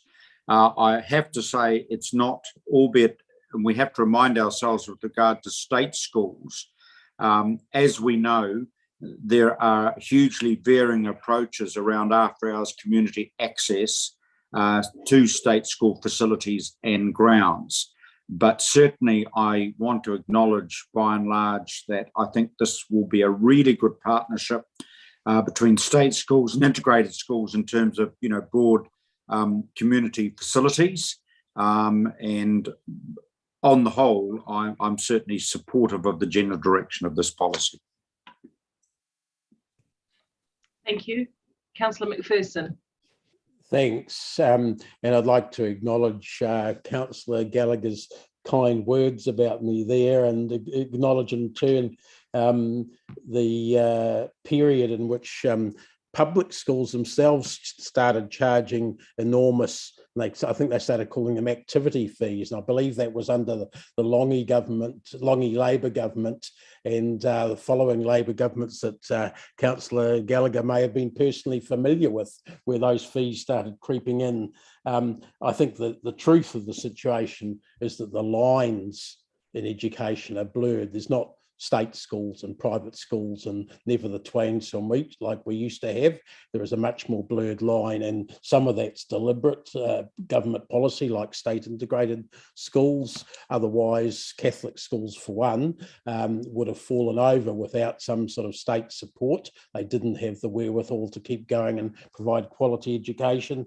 And some of them are state chartered schools, which are quite contentious, but nevertheless provide some quality education for especially young Māori children. And those, we're getting all sorts of schools, some of which I have never heard of when they enter my volleyball competition, and they're fully operating high schools. And I don't think the time when we could discriminate inadvertently in terms of DCs and provision of other services.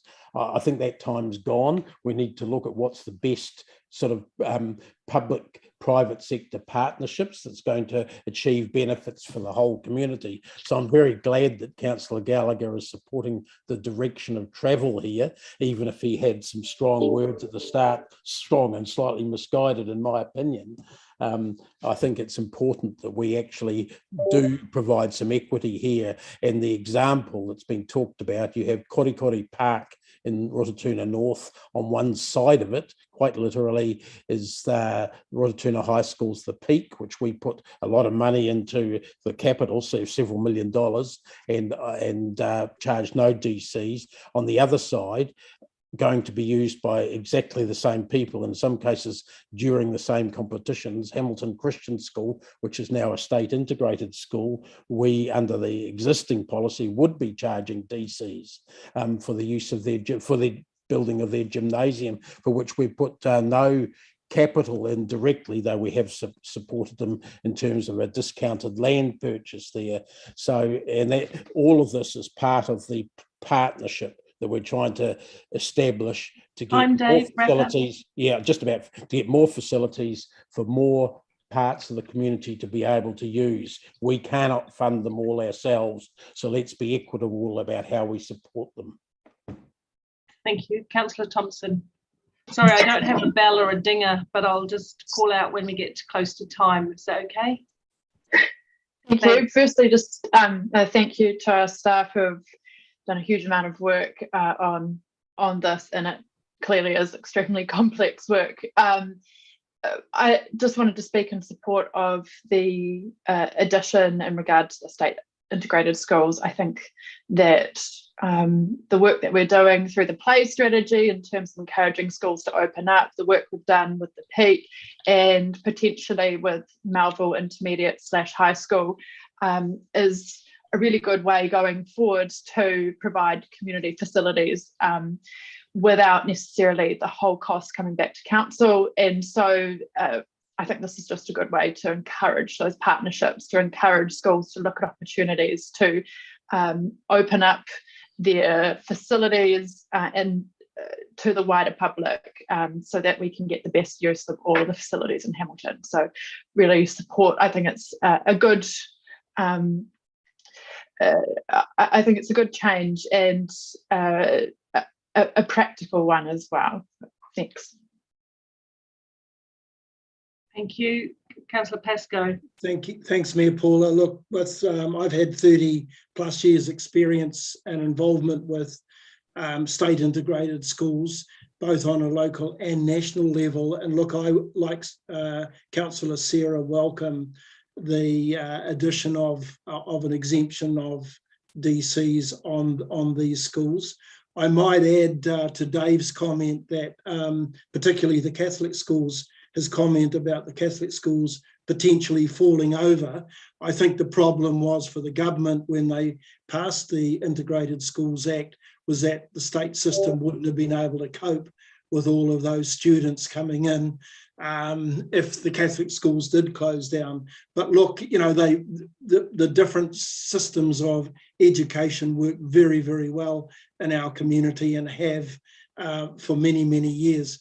The anomaly that worries me, though, is the Crown exemption under the Local Government Act, because we see as time progresses, the Crown works in very mysterious and in a variety of ways in the way that they conduct business. And I just really have a feeling that maybe this is something we should be taking to a national level with the local government, the Local Government Association. We should be looking at whether or not this exemption that the Crown has given itself under the Act continues to be justified, and whether or not the Crown should be meeting, as Dave alluded to when they built the Rotorua High, that the state gets itself completely exempted from having to pay any development contributions. So that's something that I think we could potentially look at as in a way forward. Thank you.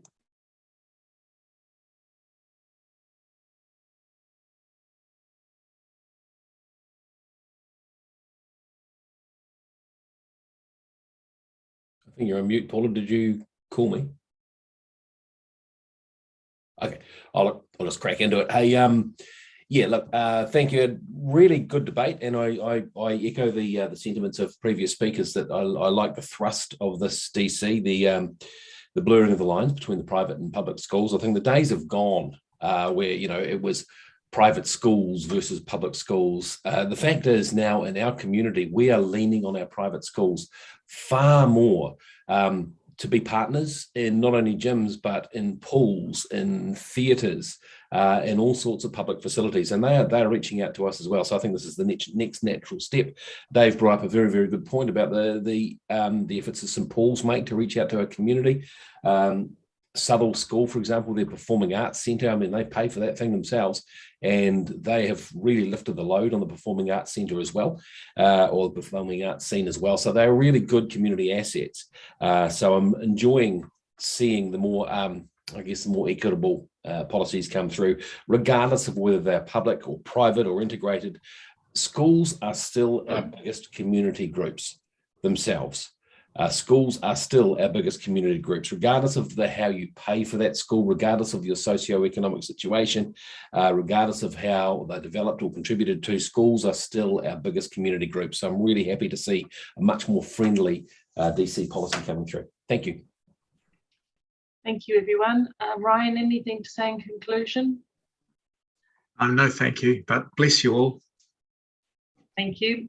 Good debate, councillors. We'll go to the tick. All in favour, tick. If you disagree, cross. Thank you. Mayor Paula, could I just ask a procedural question after this? Yeah. The motion is carried unanimously. Thank you. Ryan. I just wonder, and I'll just obviously leave to your discretion, but in light of Councillor Ewan and Councillor Robb's comments earlier around the annual plan and the run sheet, would it be worth parking the annual plan discussion and getting through the rest of the items, including the PX items, and then coming back to the annual plan? So if it flows into tomorrow, it's sort of unbroken. That is not a bad idea. Do you just put your thumbs up if everyone is agreeing? You're looking like, Amy, there's no particular reason we can't do that, is there? Is there any timing with presenters or anything we should be aware of? Two public excluded items that were in the first section, but as long as they could be taken today, that could work.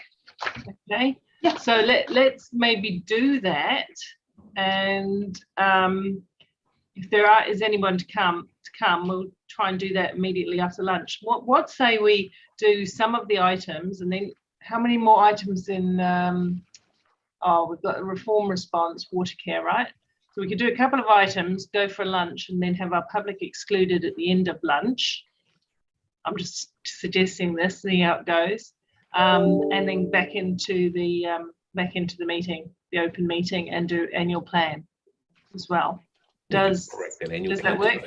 And just for, pardon, Mark? No, I was just saying we could crack out that annual plan in about 45 minutes, I reckon. Good on you. I'm looking to your lead on that one. Yeah. So we'll do that, and just for certainty for everyone, I'm going to break for lunch no later than 1 o'clock, and we'll probably have a slightly extended lunch time if we need it, but we will, that will keep things sharp. Okay, and everyone can plan for 1 o'clock as their lunch break. That gives an hour and a half more work, right? Is that okay? Okay, so we'll go into the item 12, which is the Reform Response Program update. Legend keeps checking me out.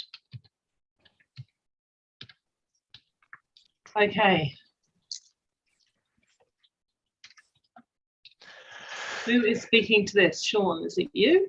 Yes, I'm not sure if Justine is on the call. She may be, but it's essentially it's just a very short update report. There's no major decisions no decisions other than to receive the report recommended from staff. Thank you. So we will go into questions. Councillor O'Leary. Thanks, Mayor Paula. Yeah, just a question on when council meets with the panel. I'm assuming we will get either from your office, Mayor Paula, or from the CEs or someone's, a bit of a process on how you want us to run and who's going to be asking questions? And because I'm assuming the whole of council's invited to that panel, aren't they? To be part of that discussion. Yeah. Yeah, so it's a facilitated discussion by them, isn't it, Sean, for the large part?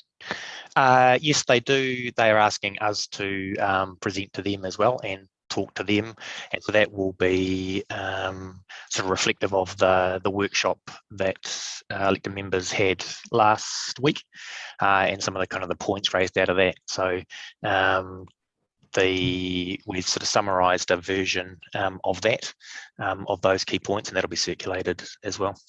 Okay, great. So we'll have an understanding of who's going to be asking what questions and how we'll run that. And can I just say, I said it again at the last workshop, I think Julie did a fantastic job here.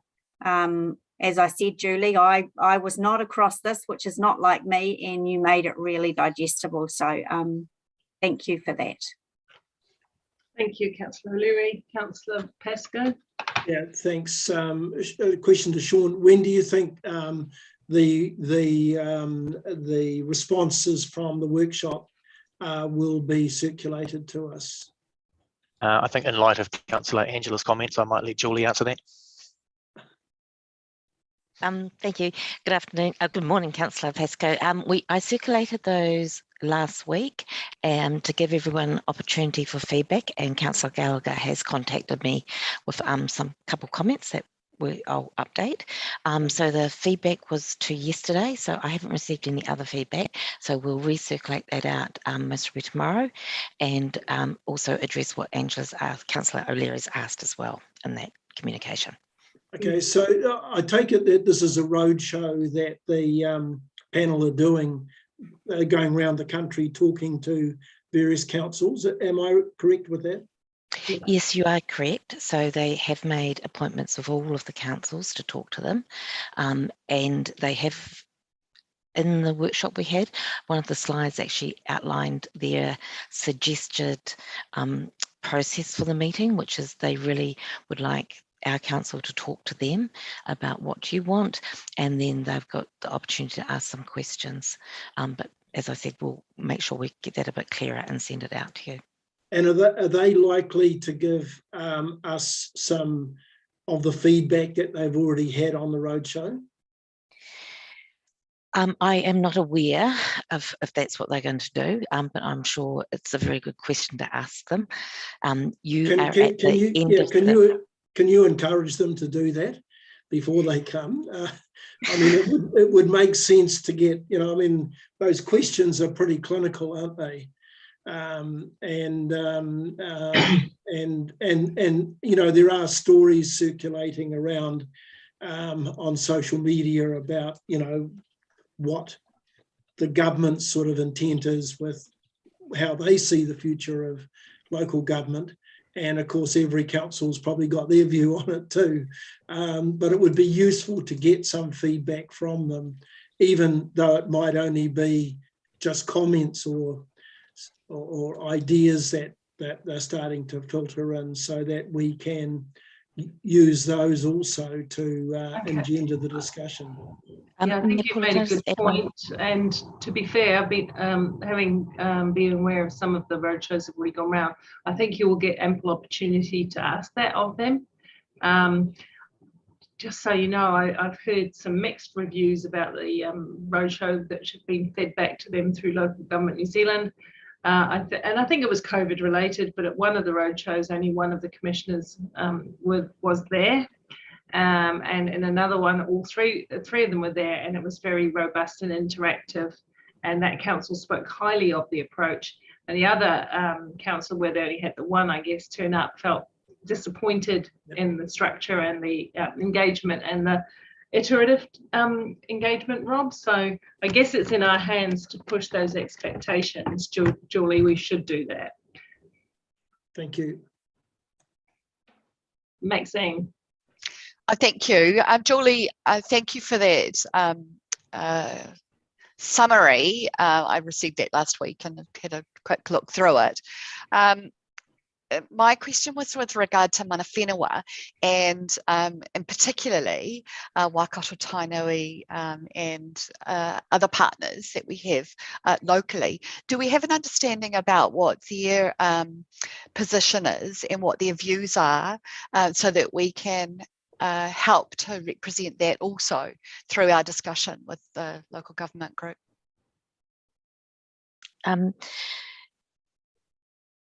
We don't have that prepared, but what we have done is encourage Tainui to talk directly with the panel as well. They are not only meeting councillors, but they're also meeting other important parties, and they do have a whole sub work stream that talks about the relationship with iwi, and so they are running a series of sessions in relation to that as well. So we feel that that conversation's happening without us having to represent it. Okay, thank you. Councillor Gallagher? Yes, Paula, how do we, I'm just looking at obviously 14, 15, 16, 17. So we have the scenario paper. We present to the panel, which you chair, and then obviously following that meeting with the panel, then we collate a formal evidenced, fact-based, research-based submission, which is the substantive document. Paula, how do we intend to run it? Because I'm aware, and I concede sometimes I do engage in certain long speeches. Obviously, we've got 2 hours. It's going to be fairly tight and concise.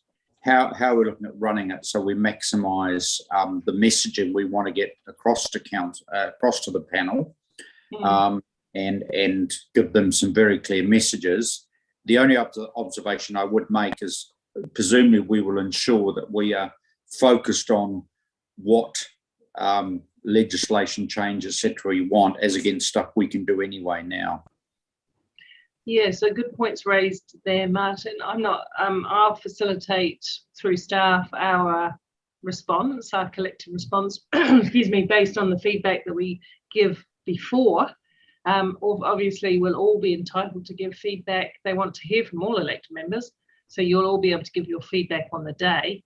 I didn't see myself as having the active chairing role because my understanding is that they facilitate and run the meetings, and we are their guests. In that respect, we're hosting them, but we are their guests rather than we're inviting them, and therefore we run it. So there again, we've just got to keep them honest. It's in your hands. Julie's been asking for some feedback because that does at least give us a starting position from this council's lens. But on the day, Martin, raise what you need to raise. You have every right to raise. And obviously, everyone knows I've been massively irritated by what I think is very shallow analysis of the role of MPs, but no one's talked to me about that one. But putting that aside, I just want to ensure that we've got things like future-proof, district plan operations. We've got key portfolio holders within our council team, and all I want is some appropriate structure. We have 2 hours, and we shouldn't be underestimating the key leadership role. So I'm more than happy to shut up, literally, because I want to hand the floor to the people who are behind some of the major works that we want to build on. If you see where I'm coming from, Paul, and I'm very much trying to be constructive, not yeah, no, I appreciate that. Needing more sugar in my tea at sometimes. No, look, I appreciate that, and I hear what you're saying. Julie and James and others will be working behind the scenes to set up the right structure, and I'll have a look at that when that's more in place. But as I say, this is very early in the process of local government reform, and they're reaching out to all elected members. This isn't a reach out exclusive to mayors. This is a reach out to the membership of Local Government New Zealand. So it behoves us all to have our views clear and raise them on the day. So which I hope you will, and I know you will, Martin. Yeah, Paula, just noting the meeting's on Monday.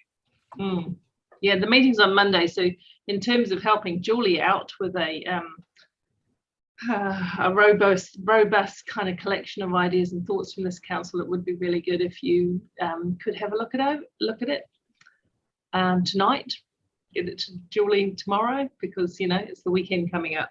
That would be good. Thanks. Any other questions, comments on this whole thing? No? In that case, I will move. Do I have a seconder? Deputy Mayor, are you seconding? Thank you. We'll go to the little tick button thing. Rob, have you got a tick or a hand up?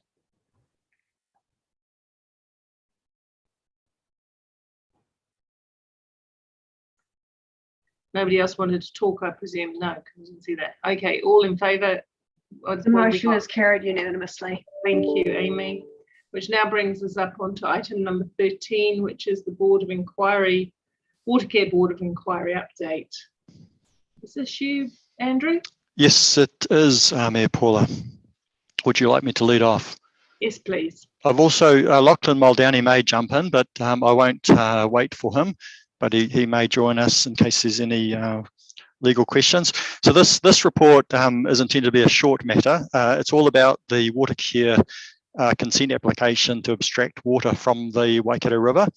The government appointed a board of inquiry to hear that consent application. And on the 4th of February in 2021, a council resolved to participate in the board on a position of conditional support, subject to a number of matters of concern being addressed. They're set out in paragraph 18 of the report. I won't go through those in the interest of time, but suffice to say that the Hamilton City team filed evidence and participated actively in the Board of Inquiry proceedings to support the council position. The proceedings have now concluded and the board decision has been issued.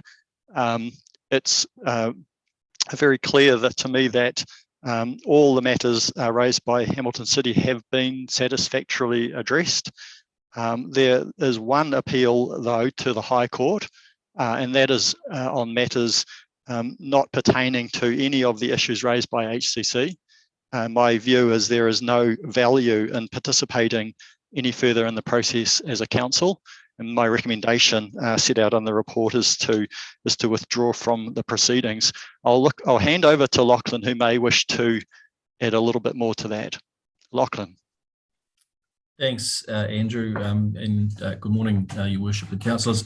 Look, the short point is that the appeal that's been lodged with the High Court by Waikato Tainui relates to a condition of the resource consent which establishes or was going to establish an independent trust of which Waikato Tainui would be a trustee, and it would receive an annual payment of $2 million from Watercare, which would then be applied to river restoration matters.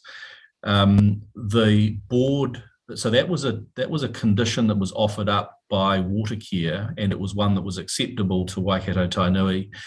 The board has, in its decision, decided that new trust that Waikato Tainui was to be responsible for was not necessary because there was a Waikato River Cleanup Trust which is in existence and is administered by the Waikato River Authority.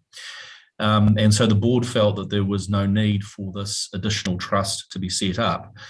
Waikato Tainui has appealed that decision on the basis that it wants to be in control of the trust and the annual payment that's to be made, and wants that to be established rather than simply relying on the Waikato River Authority. You'll take it from my explanation there that this is not a matter that sits within the wheelhouse of HCC. This is very much a matter that concerns Waikato Tainui, Watercare and the Waikato River Authority. And so my recommendation to council and to Andrew has been not to participate and take a view one way or the other on these matters. So on that basis, my recommendation is that you just simply do not participate in the appeal. That's a legal position that you're entitled to take.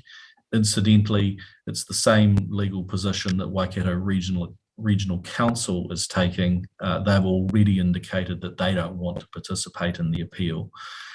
So I'm suggesting that you take the similar position.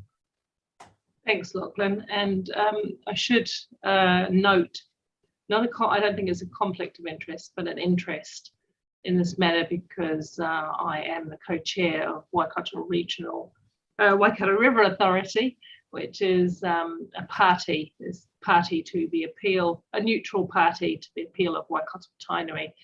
Having said that, I have not been, as you know, Lachlan, I made the decision early in the process to not be the spokesperson or involved from a WRA end in any proceedings on this matter. So I keep my interests to the Hamilton City Council hat on this matter, but I just want to note for clarity that interest. So my deputy co-chair is doing any work at the WRA end, if that makes sense. Okay, any questions on that one? No, I'll move. Seconder, please. Deputy Mayor Taylor, thank you.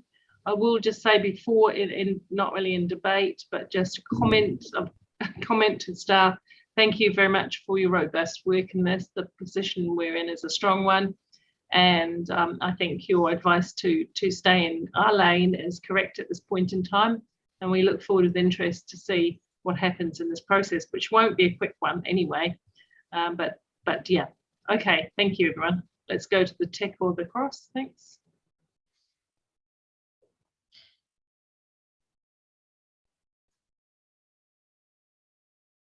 Dave's got his hand up. Yep. So cute. The motion is carried unanimously. Thank you. Community committees trial update. That's item 14. Yeah, so this one I'll very much just take as read from the report, but we'll provide the update on the hearing that was held on the 8th of March, the local government commissioner hearing to our wider representation review. So it was an incredibly successful hearing. Although they didn't provide any major feedback to us, we were able to respond to all of the questions that were raised by the submitters, and they felt that it was run very, very successfully.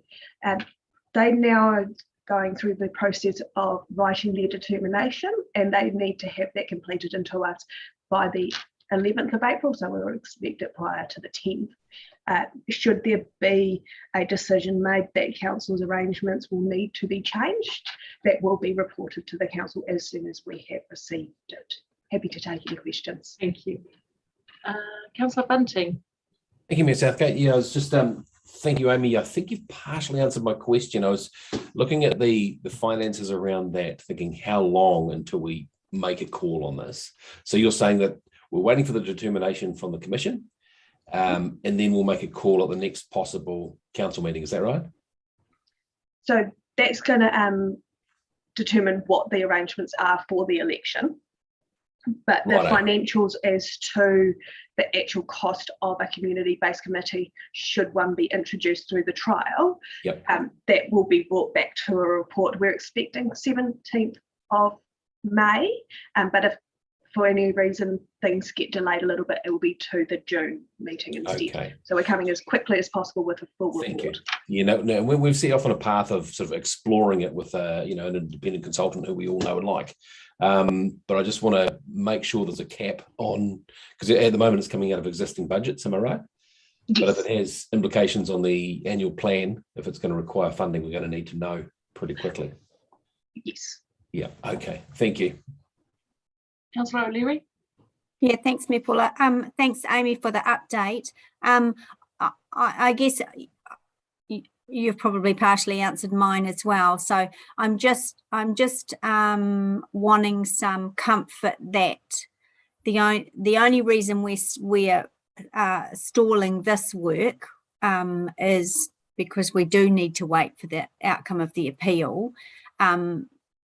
But if things are status quo, if the appeals, if there's no change to our proposal, then we can continue with this work, because it is separate. I understand why you're waiting, but it is a separate piece of work. Absolutely. So it is separate. The thing that has really delayed it is the change that we've had throughout the governance team. So we're still working through it, and you'll notice that there's a meeting, I believe, next week with elected members. We're not stopping the work. It's just that we don't have the work complete by now, as we were hoping to. Yeah. Okay. Cool. Great. Thank you. Councillor Thompson. Thank you, Mayor Paula. Thanks, Amy. I was just wondering, you said that we're likely to be able to get the report May or June this year. I'm just wondering if in the recommendation we have kind of like a at the latest date set in there. Would you be comfortable with it reported back by the 30th of June council meeting? Yeah, I'd like to have a date in there, so that would be great. Thank you. Absolutely. Cool. Thank you. Any other comments, questions? Okay, well, can I have a mover and a seconder? I'll just keep a bit arms. Thank you. Moved by Councillor O'Leary, seconded by Councillor Bunting. Any debate? No, therefore we'll go to the tick. Thanks, everyone. Or the cross. Shouldn't be, it shouldn't suggest a tick. Thanks. The motion is carried unanimously. Thank you. So that brings us up to the recommendations from the open committee meetings. Should be reasonably straightforward. So first of all, we've got finance meetings, finance of 10th of December. Any comment, Rob? Mayor Paula, I'll move the recommendations. They're pretty standard. They were discussed by a full finance group meeting in the chamber. So I'm happy to move. I'm happy to second. Thank you. I wonder if you'd allow me to second, Mark. Oh, okay. Yeah, I just thought as a. Are you talking about all suite of them, or you're talking about? No, just the finance. Oh, okay. Thank you. Yep. No, I'll yield. No worries. I'll go through each one very quickly. Okay. Okay. All in favour, tick or cross, please. That's for finance.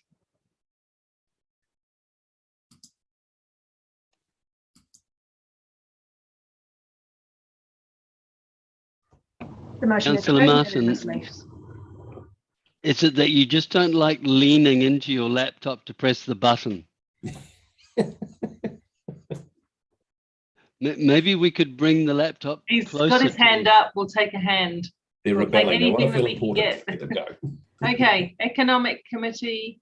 Oh, sorry, that was everyone, wasn't it, Amy? Thank you. Economic Development Committee, Ryan. Happy to move. I think they're pretty straightforward. Any questions? Seconded by Ewan. Oh, second. Any questions, concerns? Not being any, let's go to the tick or cross things.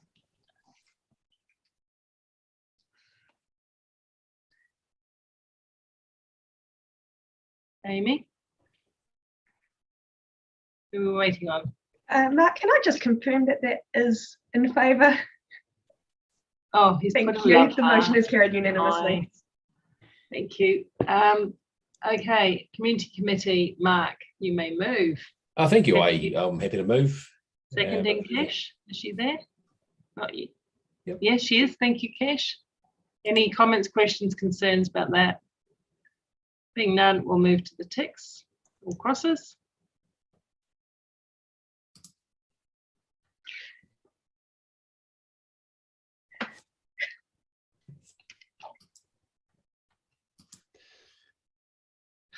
Thank you. The motion is carried unanimously. That suite's all done. And then we've got some recommendations from the Finance Committee of the 10th of February. Rob? I thought we'd already done that. Is that all? Have we swept them all up? Are they all caught in the top, Amy? No, we did that separately. We did that one. We did that one first. It's the district plan to go. There's only the district plan to go. Thank you.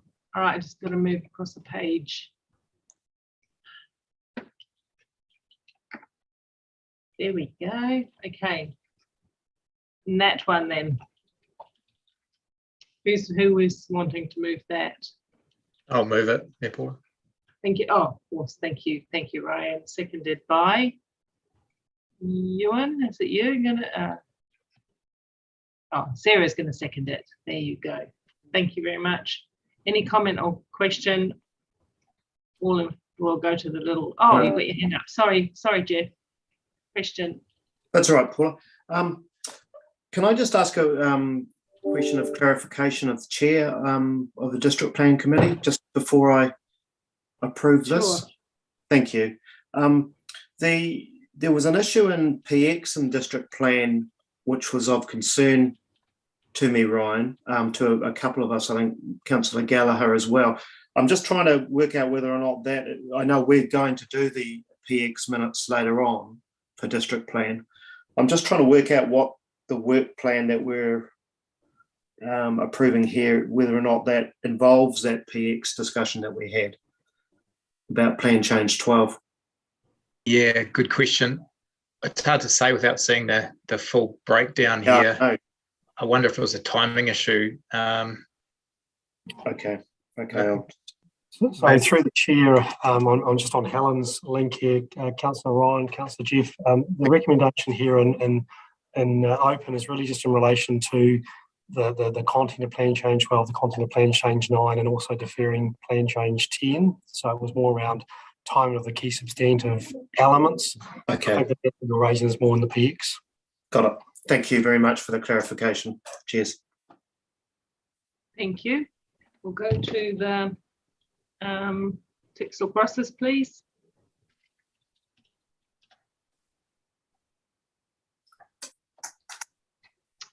The motion is carried unanimously. Okay, Amy, we're going to move into the resolution to exclude the public, but before I do that, I need to make sure that presenters are available to us.